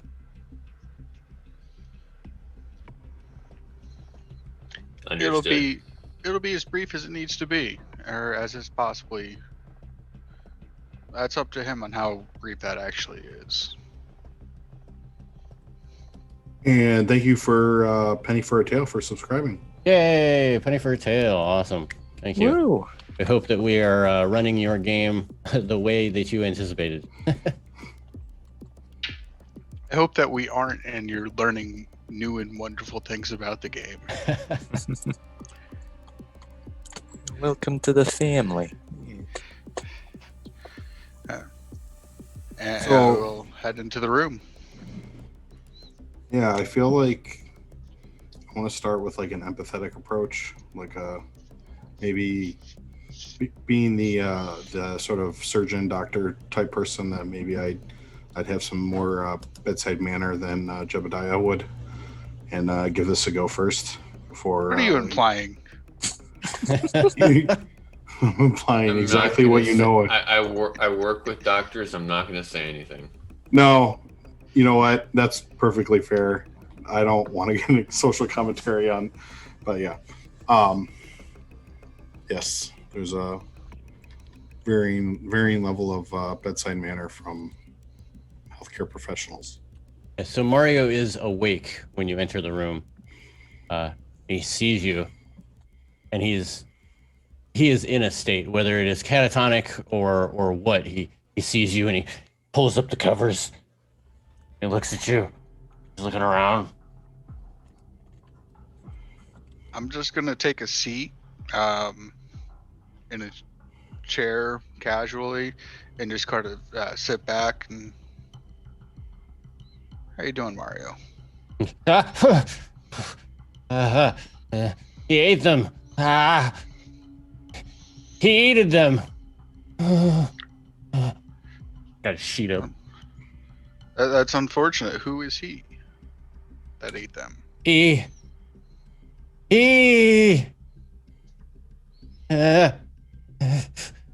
And who's them?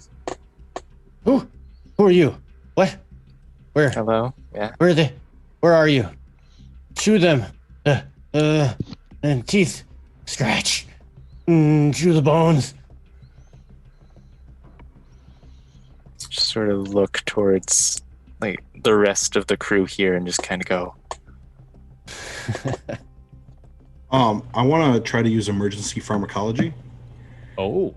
And that lets me. There's a bunch of different compounds that I can sort of make on the fly that I'm gonna administer. I believe that is spades. Does an ace of offsuit count as a success if I recall, or no? No, an ace of an offsuit is just one. Oh, okay. So then I can only get one success, so that gives me psychoactive focus. Would that be something to sort of like a mood stabilizer to kind of like bring him back? Yeah, we could do that. All right. So I'm gonna play my spades to get one success, which allows me a psychoactive focus, which I'm gonna administer to him.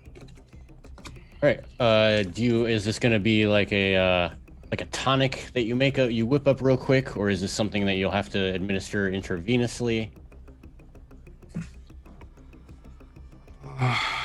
Based on what Devin said or didn't say about doctors, I'm gonna make some kind of solid object that I'm gonna shove down his throat.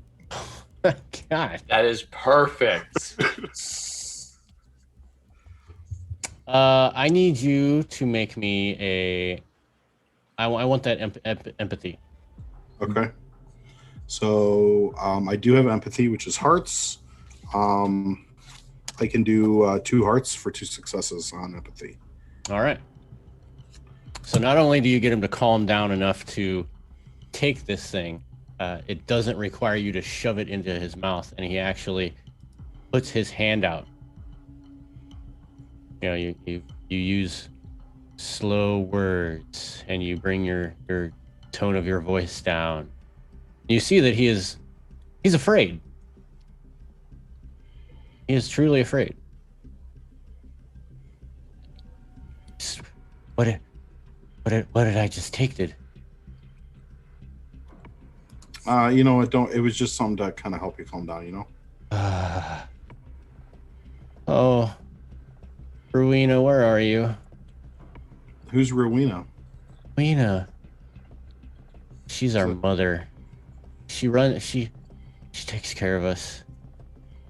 The Badgers, she takes care of us. Oh. This is my friend, Jebediah. He knows how to ask questions better than I do. Hi. Jebediah he's like, you can see it's starting to take effect. He's like, he's really getting into it. Jebediah has some questions for you. How you doing today, Mario? Hi. Hi. I'm glad to see you feeling better. You were a little worked up earlier. Bad things have happened to me. Yeah. Well, We'd like to. His hands. We would like to, if it's not too much, if you could give us some information. So we would like to do what we can to stop bad things from happening to you and to other people like you. Yeah. But there's a lot of information that we don't know yet. Can you help us out with that? We were in the building. Okay. It was near the swamp. All right, the building near the swamp. And we went inside because we were hungry and we had to find supplies. And then they ate them. Teeth. Ate them. Well, And so Luigi. Where's we'll take a step Luigi? back. Well, we Luigi, you can't. He's not in condition to be seen right now, unfortunately. Is he okay? Once that clears up, once that gets resolved, I'm sure you'll be able to see him. Make sure he gets the kiwis. He likes kiwis. Okay. I'll make a note of that. I'll make sure our people get that taken care of. Now, why were you guys out in the swamp to begin with? That's where we live. You live out by the swamp? Okay. We're renegades. We live in the wild. You live, yeah. Oh yes. I don't know. If you're out by the swamp, I guess you do live in the wild. As far as kind of what is it that you guys do out there, other than live in the wild?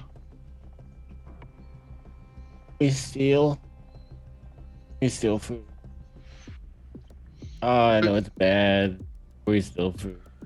I mean, hey, if you're hungry, you got to eat. I understand that. That's human nature.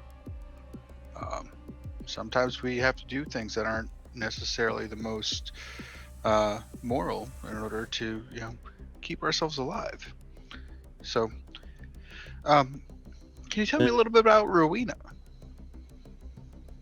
She's the mother badger. She takes care of us.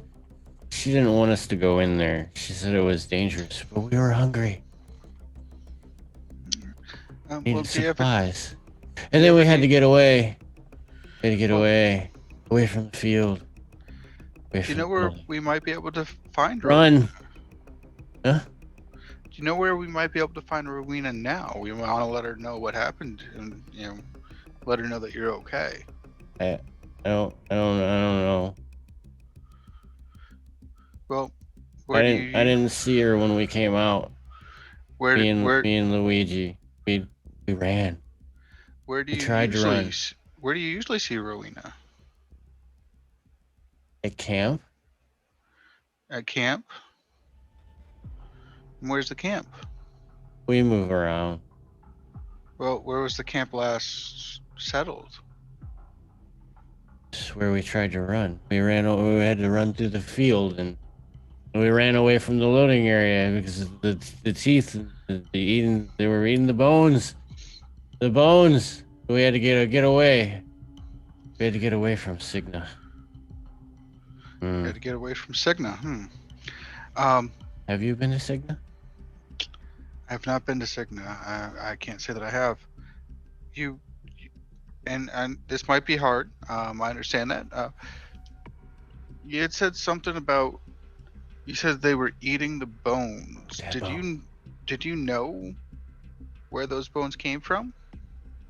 My friends, hey, the bones, the teeth.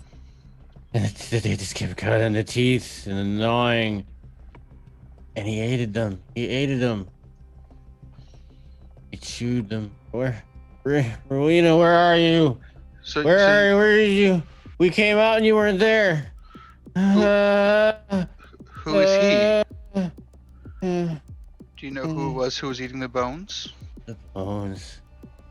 They did. And it was your friend's bones. My friends, they're all dead. That I'm sorry to hear that.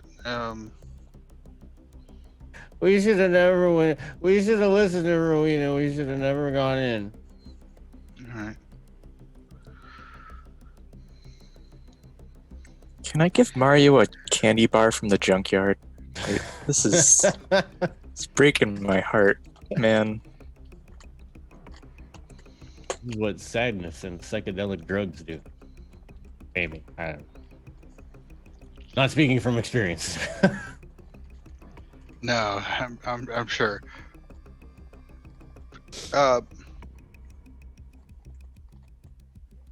Do I get any sense that he is going to be any more forthcoming than what information that we've gotten so far? For something like this, it's not specifically in the rules, So I'm gonna kind of make up my own little rule here. What is your flesh score? My flesh score is a 4. The rhyme was unintentional. I'm sorry. So something like this, like an insight. I wouldn't require a roll for something like that, but based on your 4, you don't think that you're gonna get anything out of him. Anything else? He's obviously not in his right mind, even though you've gotten him to calm down a little bit. You've probably gotten just about all that you're gonna get out of him. I figure with maybe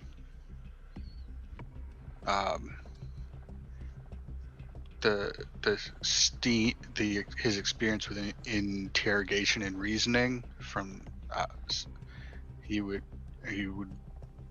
maybe that would work as insight. Okay. And which feature is that? That's Steam, correct? So reasoning is Steam, which I have a 7, and interrogation would be gear, which I have a 5. So All right. So definitely with your Steam, yeah, you know, he doesn't know anything. You're surprised that you got out what you could.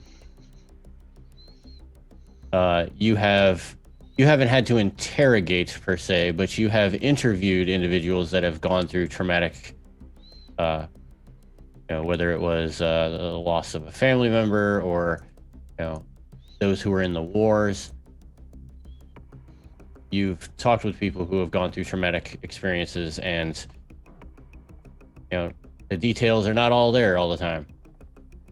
And no matter how you push, sometimes you can't push too hard. And you know that if you try to push him anymore, he's just going to become more unstable and give you nothing.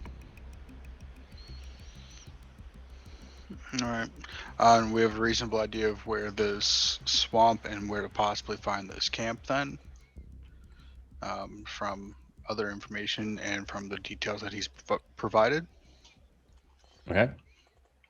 I'm just gonna kind of quietly, look around the room, nod, and then,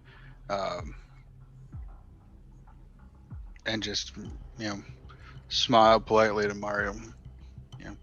Thank you for your time. I'm gonna go let you get some rest, and I'm gonna have some friends outside the door. So if you can think of anything else that might help, let them know. Okay. Okay. All right.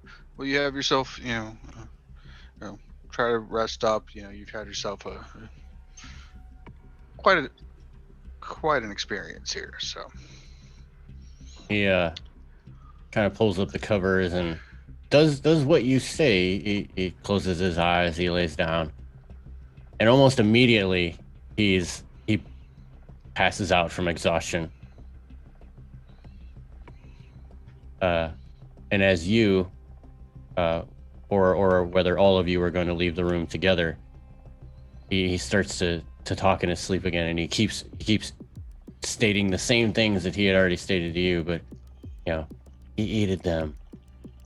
Gotta get away from the field, away from the loading area, away from Cigna. Gotta get away. Gotta get away.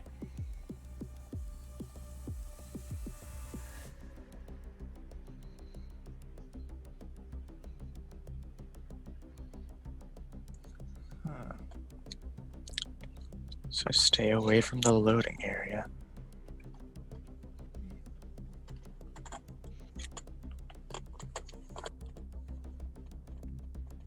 So all of you know,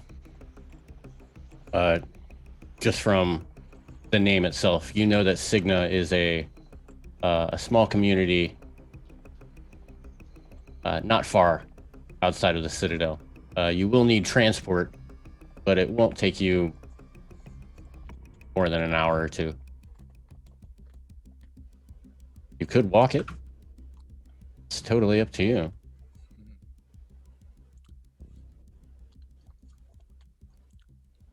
Would it be wise to try and walk around the city streets for an old car or something? You could probably find a car actually very easily, like one of the old techs. Most of them have been taken down and used as scrap for other things. The problem is gasoline. I'm going to imagine that because that we are doing this on orders through the Citadel, and this is something that is to be kept quiet, they don't want us going out and acquiring cars that are not ours. They have made use of a vehicle that we can get around with with some degree of not sticking out. Business from from Mission Control as a commando is you're gonna stick out no matter what. But like I told Icarus, finding a car itself, finding the old tech is not difficult. It's the fact that all of them use combustion engines, and there's just no gasoline.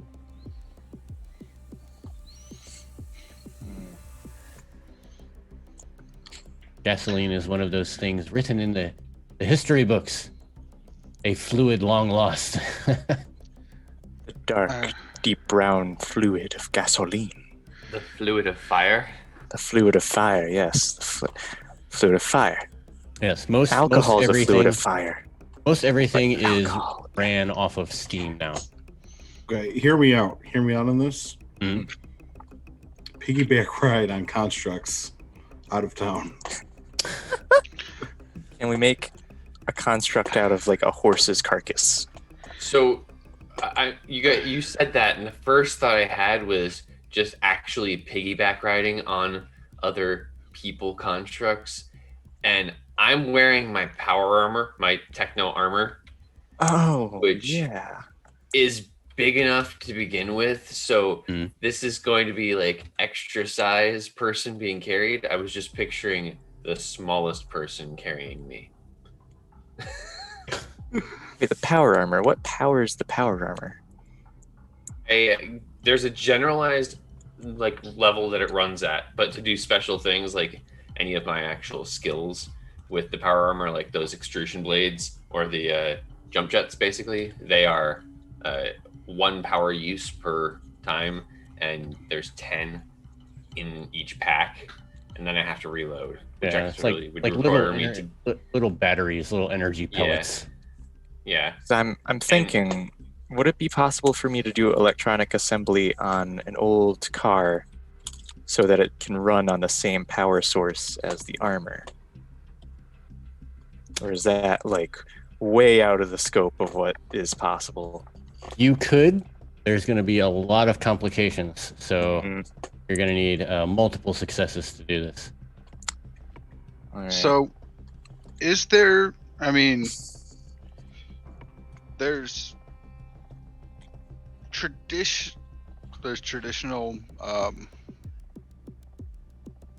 kind of human or animal powered modes of transportation. Yes, That there would are. still exist. they do still exist. How difficult is it to find somebody with a horse and a carriage to bring us there? Horse and carriage, you could probably find. It wouldn't be very difficult. However, if you were to go to, say, an individual that told you to investigate this, he may be able to give you something from the motor pool. Didn't I ask that like 5 minutes ago? Yeah, if we can get something for the motor pool. Oh, did you? I must Yeah. have just missed it. I'm sorry. Yeah, I asked if we could go to the Citadel and get a vehicle, since Yes, they're the ones so- that cast us with this. Yeah, if you report back to Inspector Minetti, kind of be like, he'll be like, "Well, what do you? Where are you going? What have you found out?" Well, we've gotten this information. There's the Cigna seems to play heavily involved in what's going on. I don't know if it's based directly out of there or if it's something that is going through the area, but that's our best lead is over in Cigna. So Cigna. Not the greatest place. We do have an understanding with one of the individuals at the inn, so shouldn't have to worry about anything from there. But nevertheless, he gets on like an old typewriter type contraption, types up some paper. He hands them to you. Says, "Here, take these to the acquisition office on your way out." As you look them over, it seems to be like the requisition for fake passes of maintenance personnel.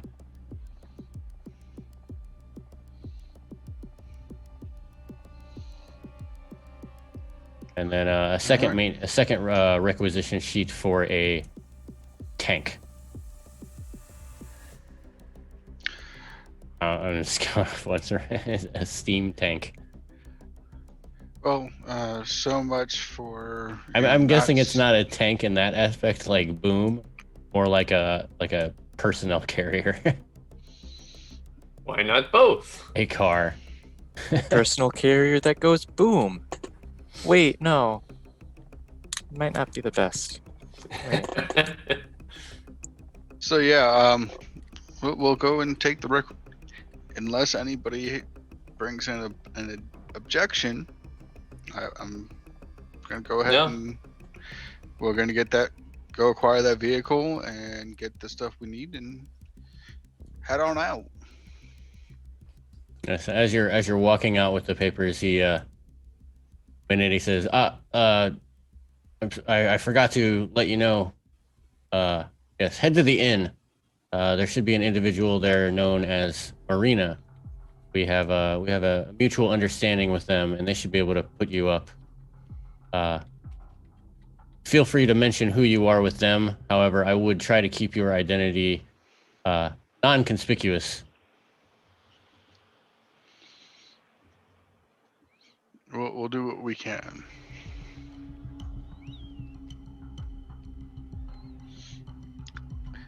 And on that, I'm heading on out and heading to the. Yeah, go into the car, vehicle, tank. Getting in the driver's seat. So you load up in this metallic, steampunk, steam-powered contraption that is kind of a mishmash of 2020, 2030 American-made cars with a giant steam engine hanging out the back. Oh yeah, it's a beauty. I should note, since we're trying to be conspicuous, I will take off my power armor so that we aren't exactly standing out. Dangerous, but I approve. Like I said, Cigna is not that far. With your little tank, you're able to get to Cigna, which by itself, it doesn't look like much at all. Semi-isolated, only a few buildings. One kind of stands out as what you believe to be maybe the inn. And it stands on the plain just south of a decent-sized river. As you pull up and make your way around, to this building, like I said, a couple of small shacks dot the landscape, but nothing important. You do see that the name of this larger building is called the Toymaker.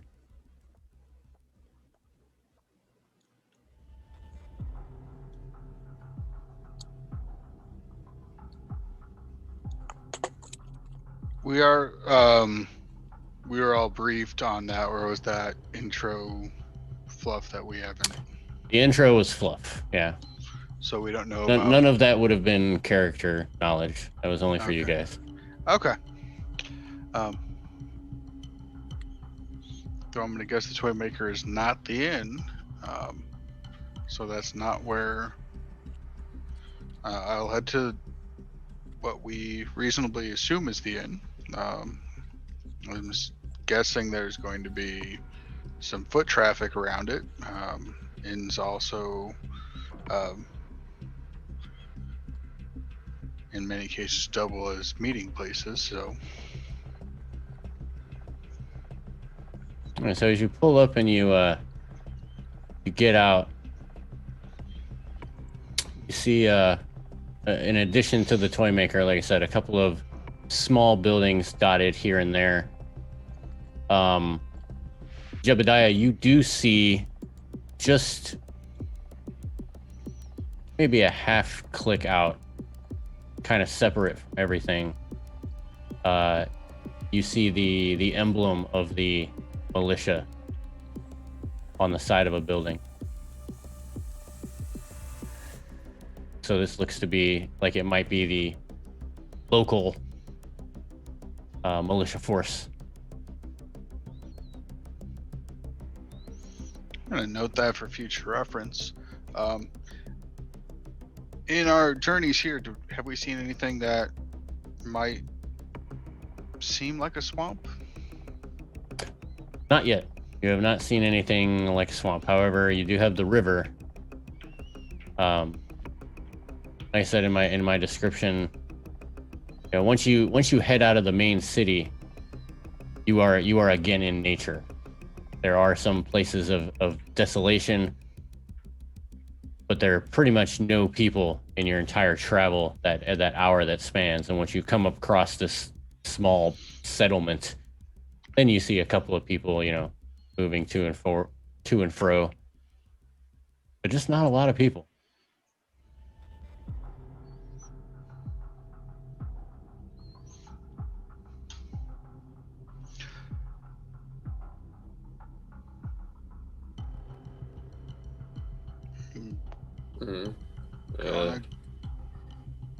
Check out the inn.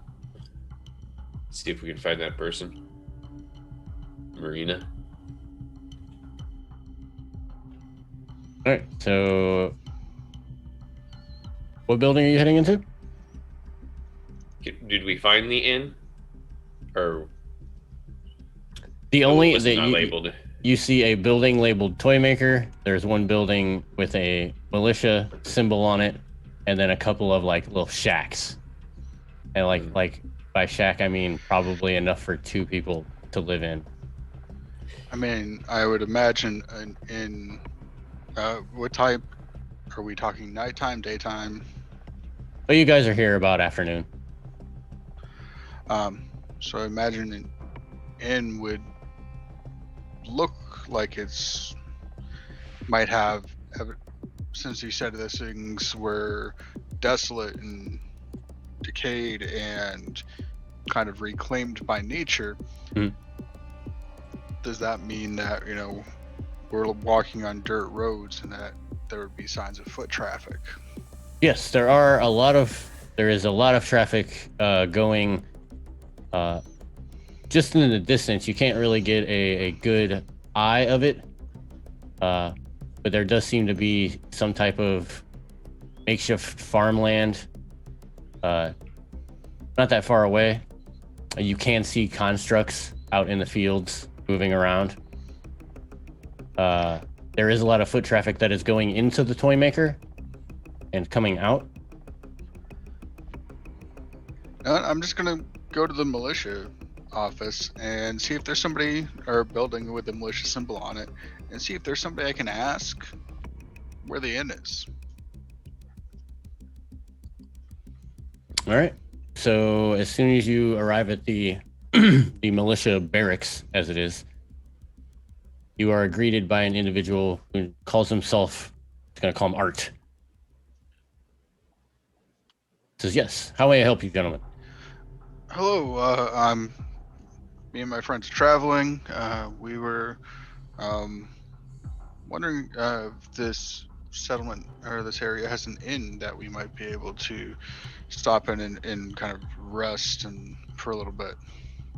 Oh, the inn? I'm sure you passed it on your way over here. It can be slightly misconstruing, but it is the toy maker. That is it used to be a toy shop, and we just kind of changed it into an inn. Oh, yeah, I saw the building. I wasn't. Seems not what you would think. You would see on an inn that it would be labeled toy maker. Well, you know how the times are. Yeah, things. It is what it is. Well, thank you very much.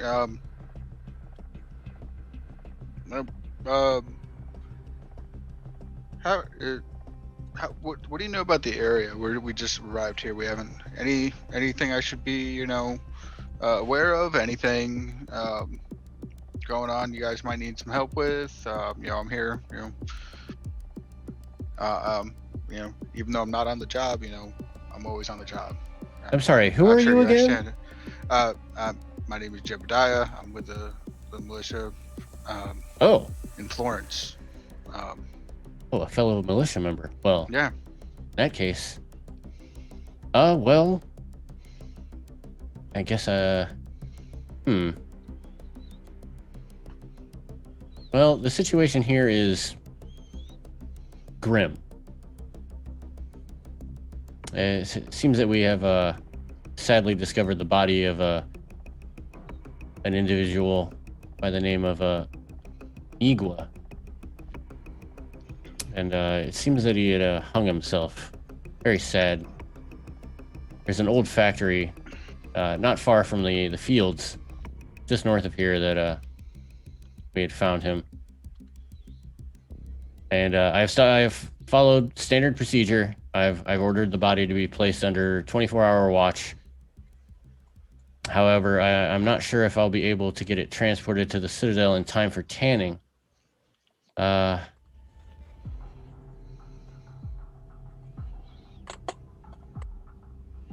He's like, you know what? Follow me. Follow me. I'll follow. And he takes you to what Ren knows as like a builder of sorts. Most of the builders are all in the Citadel itself. However, there are some who like to call themselves builders on the fringes, and they're pretty much the ones that just keep the body intact so that it can be transported back to the Citadel for proper tanning.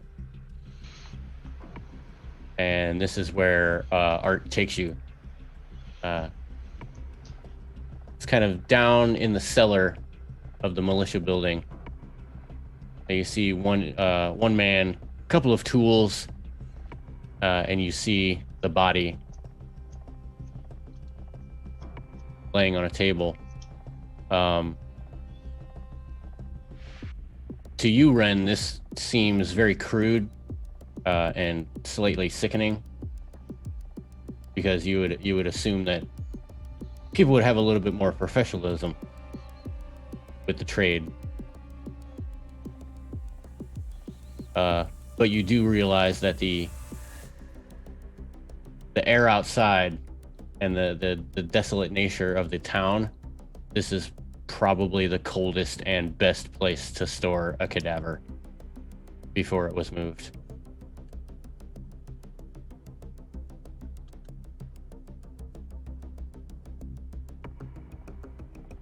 I'm gonna introduce myself to the person working on the body. Hello. Yes, sir. I'm a builder myself. Over, an hour away from here. We're just kind of looking around. What's up? Builder. Well, we don't get much of your kind out here. I am honored. I consider myself a craftsman, if you will. Well, Obviously, nowhere near the education that you have gotten. But I have done my best here to keep the body in best shape as I could. There is some damage to the spinal column, obviously, given the state that we had found him in. But feel free. This is I am in the presence of a true master. Feel free. May examine the body at your own whim. Perhaps I will learn a few things. Can I investigate the body, see if there's anything abnormal beyond hanging that I could see? Yes. You may indeed investigate. This will be investigate. Or if Great. you have another skill that you can beat it up with. Well, I have advanced medicine doesn't say anything about that, so probably not. So It's not a construct yet, correct? it is So- not a construct yet. It is still it is a body. It is a cadaver. Yeah, so investigate would be the best thing, I think.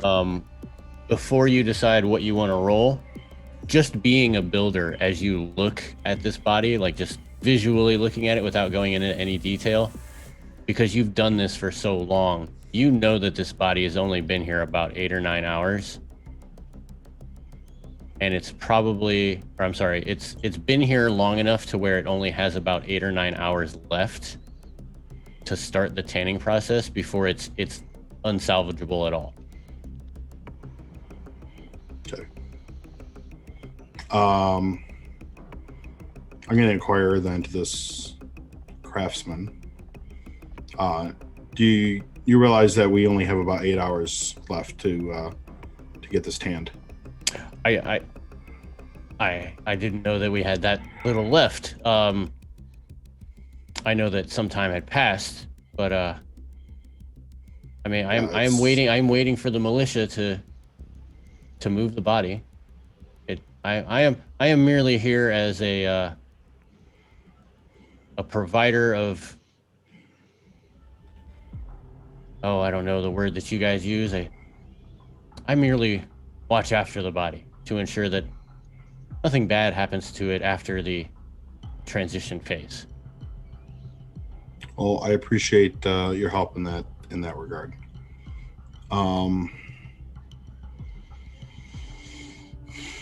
Let's see.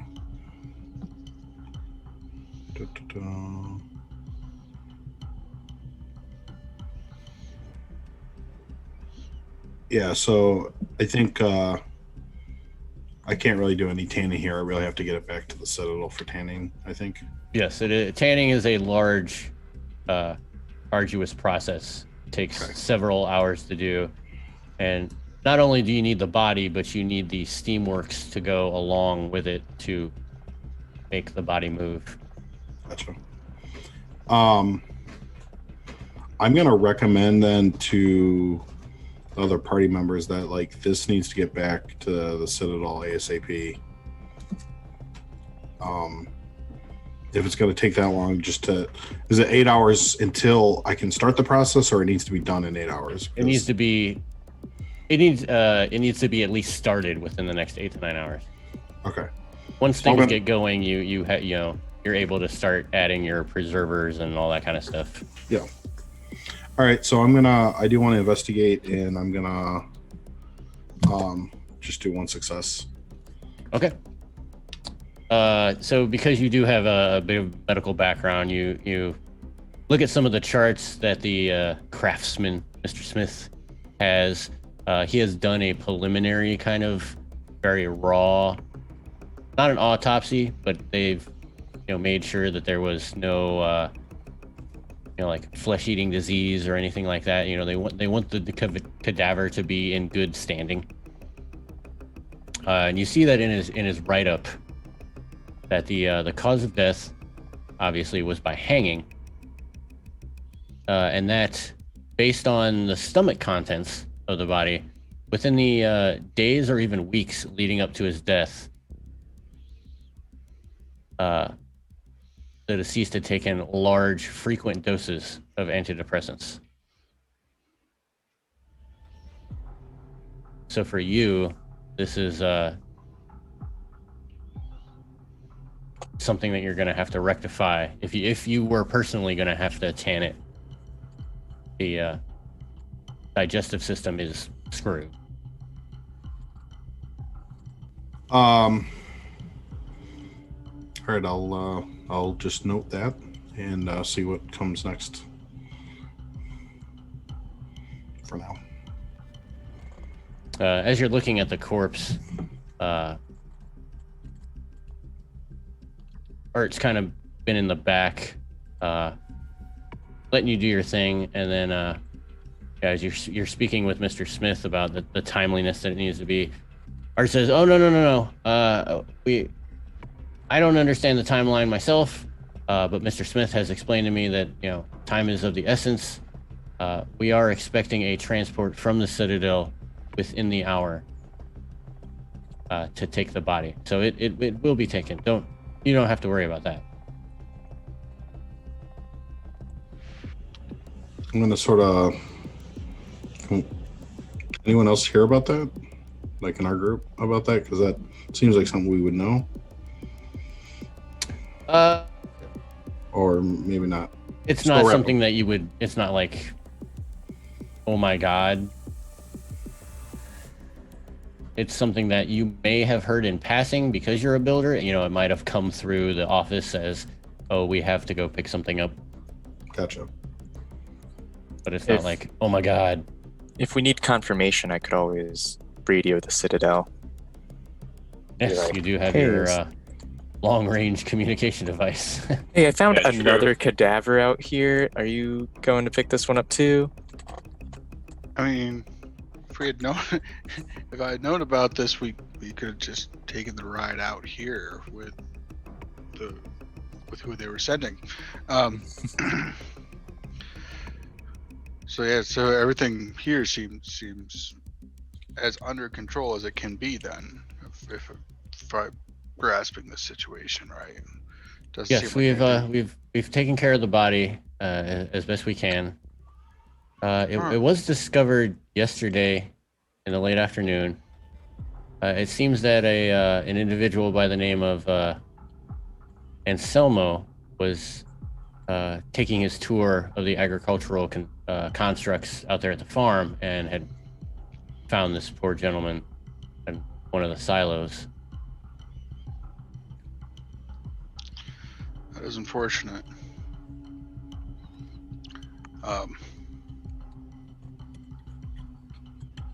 We don't want to keep you from doing your thing now. We're not. No.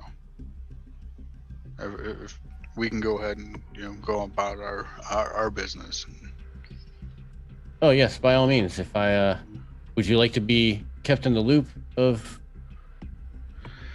anything? Well, if anything strange comes up, we can help out. That's kind of what we do, of course. But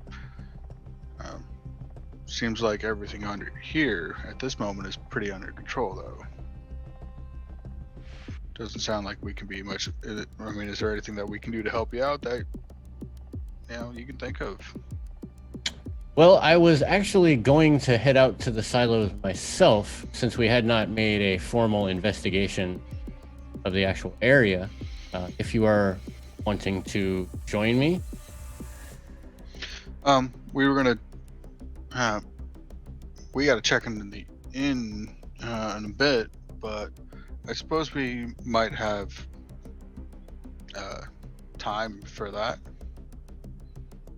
Hey, I will allow you can go and get yourself settled in. I will be here.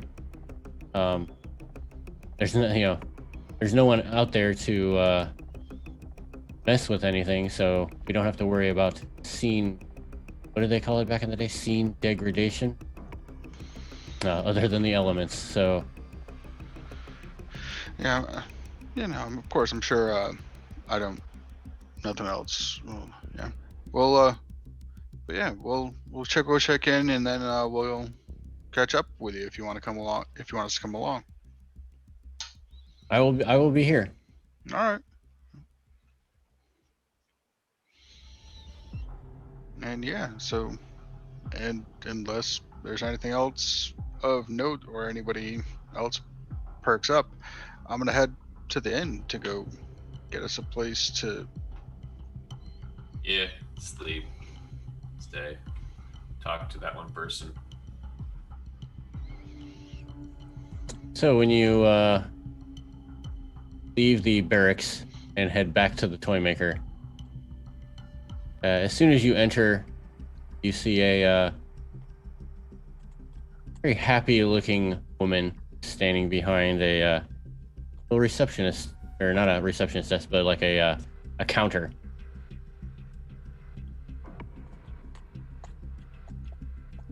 She bids you welcome. Please come in. And as you walk in from the outside of the building, that looked to be like maybe like a toy factory or a toy shop, like the old school, like building toys by hands, has been completely retrofitted with like a little kitchen. There are stairs going upstairs to where it has individual doors have been put in to what may have been offices. So this is the inn.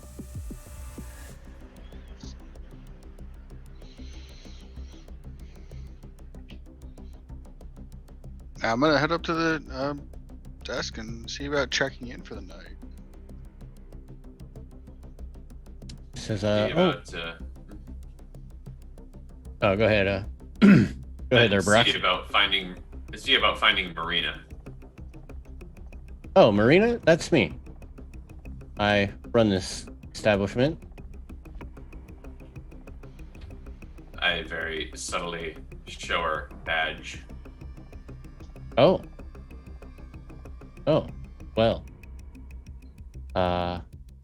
Please. She kind of like beckons you over to a table with a couple of chairs. Please. I will give you all the time that I have. Allow me to get you something to drink and something to eat. And don't worry, all will be reimbursed through the compensation form anyways. The normal.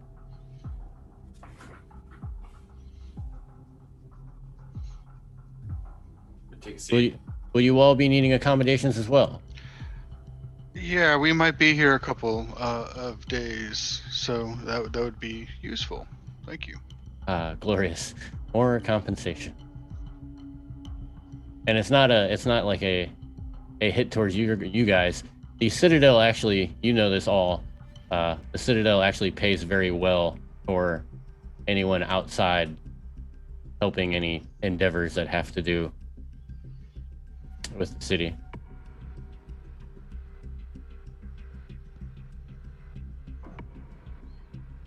She brings you some bread, some form of stew. She says, so what business brings you all here?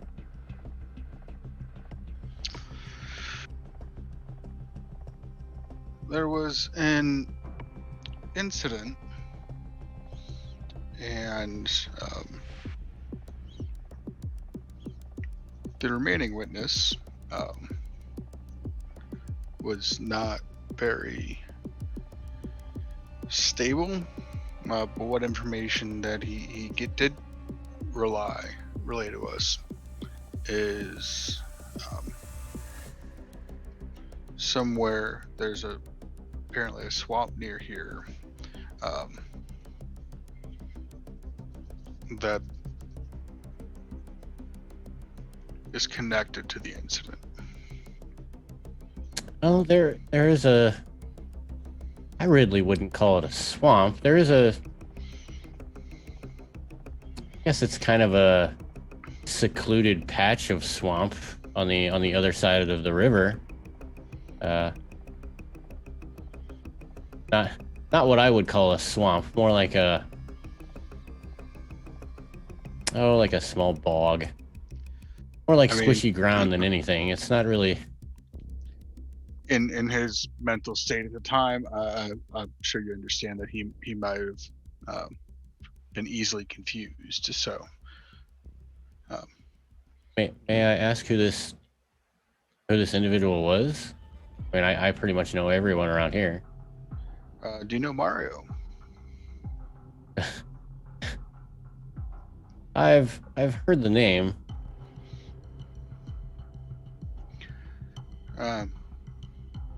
I'm guessing you know Luigi and Rowena as well, then. Luigi, I'm not familiar with, but Rowena, yes, she's kind of the leader of. I don't know. Some people around here call them a gang. They're more like a group of friends that just live out in the wood, just beyond the village. They're a colorful little group of misfits, rather than a rough and tough gang. I believe they call themselves the Badgers, the Band of Badgers. They're harmless. Yes, they steal occasionally, but yeah, these are people that live on the fringes. Yeah. Well, we may need to talk with them at some point, although probably after getting some rest. So, probably some food or as well. Don't want to take too much of your time, but perhaps tomorrow we can sit down and meet and go into things in a little more detail. Yeah, I know that the Badgers they're drifters. I'll since this is Citadel business, I'll ask around and see if anyone knows where their last location was. No, that is much appreciated.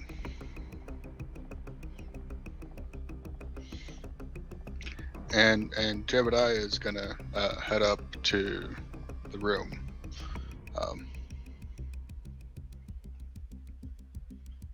Do we have like 4 separate rooms?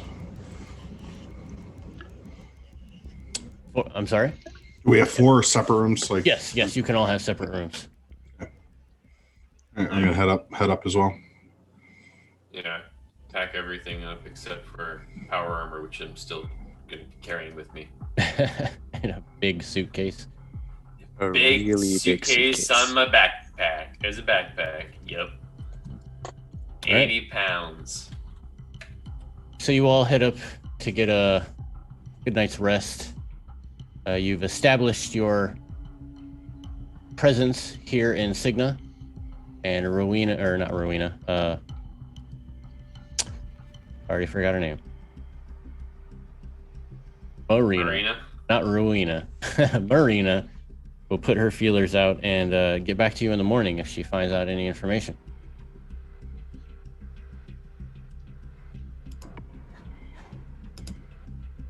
And I think that is a pretty good stopping point for the evening.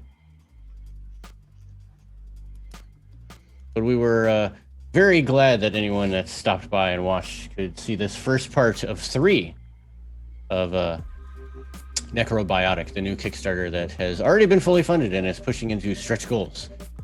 Make sure you guys jump on the Kickstarter and check out Necrobiotic. I am enjoying this. I think the lore is very, very deep and very interesting. It's a very, very interesting twist on the normal dystopian type world that you see often. But if you guys are looking for more terrifying tales that Verbal Tales has to offer, be sure you guys check out Simba Room, starting on May 29th. Unknown Armies, early Sunday evening. Vampire the Masquerade, Starlight and Smoke will be airing late Sunday evenings.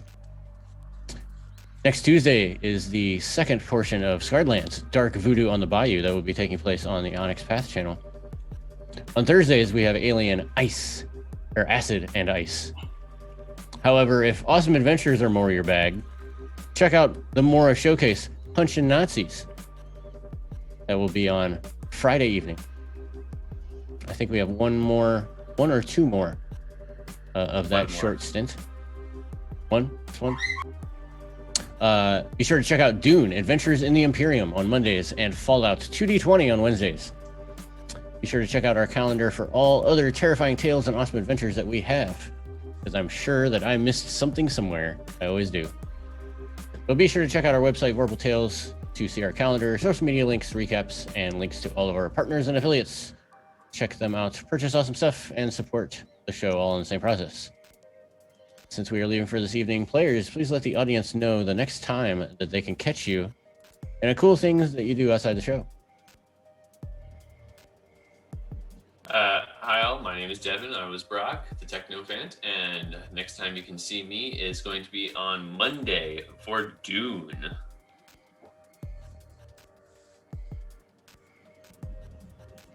I am Zachary Naldre, he, him. I've been playing Jebediah. You can find me on the internets at Twitter at Zach Rules, Discord, pretty much the only places that I'm at.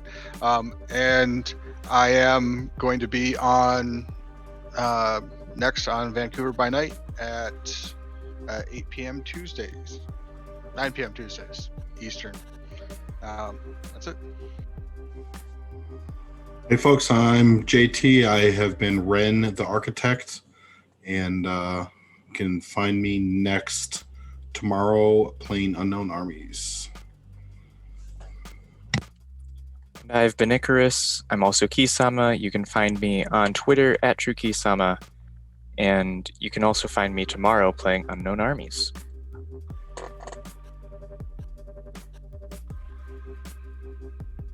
Awesome. So I guess now I'm going to leave this up to you guys. Do you guys want to do votes for this, or do you want to play it raw? I want to play it raw just to mix it up because we always do votes. Let's mix it up for this one. Yeah. All right. Doing it raw. No votes for this game. We're going to play it as it was intended, with playing the cards as they are dished out. All right. So again, make sure you guys check out the Kickstarter Necrobiotic on Kickstarter and support them. And again, much love goes to Penny for a Tale. Thank you again for letting us showcase this for you before the actual Kickstarter is over. And with that, audience, we bid you all adieu, and we will see you again another time. Good night. Have a wonderful Good night. night. Bye. Have a time.